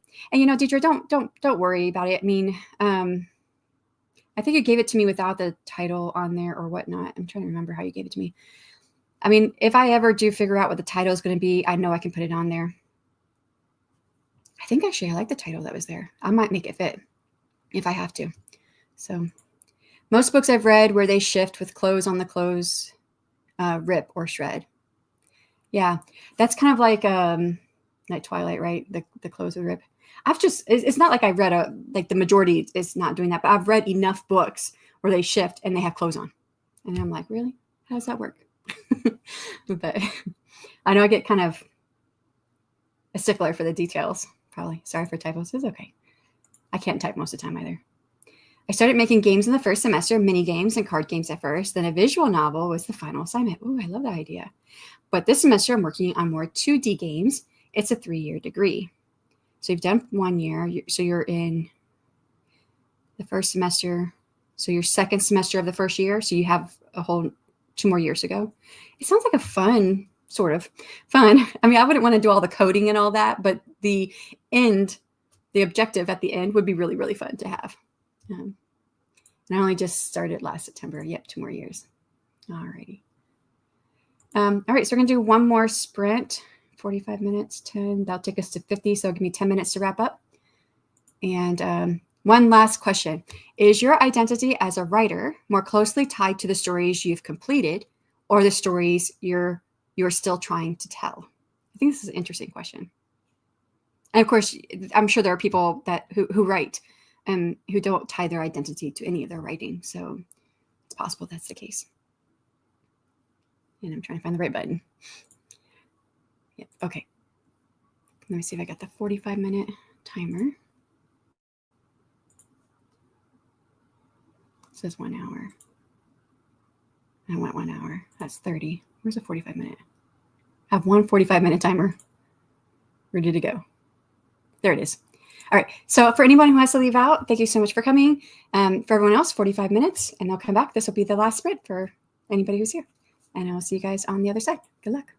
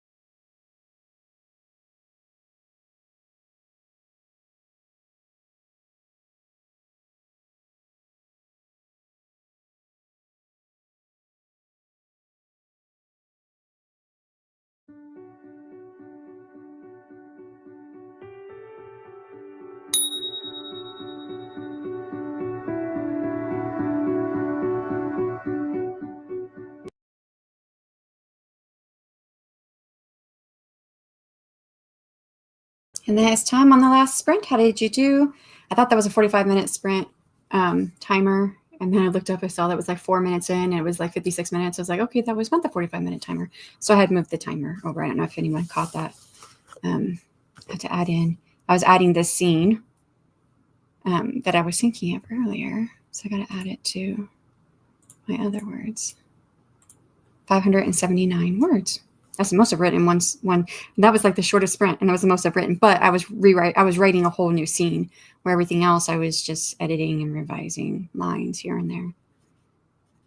So I don't know what that is for the whole day, but yeah, see how you guys did. JC says, am I crazy or did Shannon do the magical timer change thing? LOL. Yeah, it was supposed to be 45 minutes, and I thought it was the 45-minute one because I saw 45 minutes, but I guess I clicked on the wrong one. It was an hour. So I just moved it down to, and I saw it was like 4 minutes in. I just moved it down to 40 minutes. So we wouldn't go too far over. Right, I'm off to bed. Good luck with the rest of your stream. Thank you, Martin. It was like 20 some minutes ago, so I appreciate it. That was pretty late for you. I did catch that. All righty. Well, you have 4 minutes here left, and 12 hours went by so fast. That's crazy. 1 a.m. nearly here, but the day has flown. Well, thank you for being with me the full day, Weaver. That was pretty awesome. I don't know if I could hang a whole day like that. I mean, I did once. We did a 12-hour stream, myself and like 4 other people. We did back-to-back streams to make 12 hours, and we were on each other's channels, and I think I was on everyone's channel. So, except for like maybe an hour break for dinner. But we did it. Yes, we did. Can't believe you did 12 hours, Shannon. That's amazing. Thank you. And I'm still not done with my assignments. You're a night person, so you probably can get some more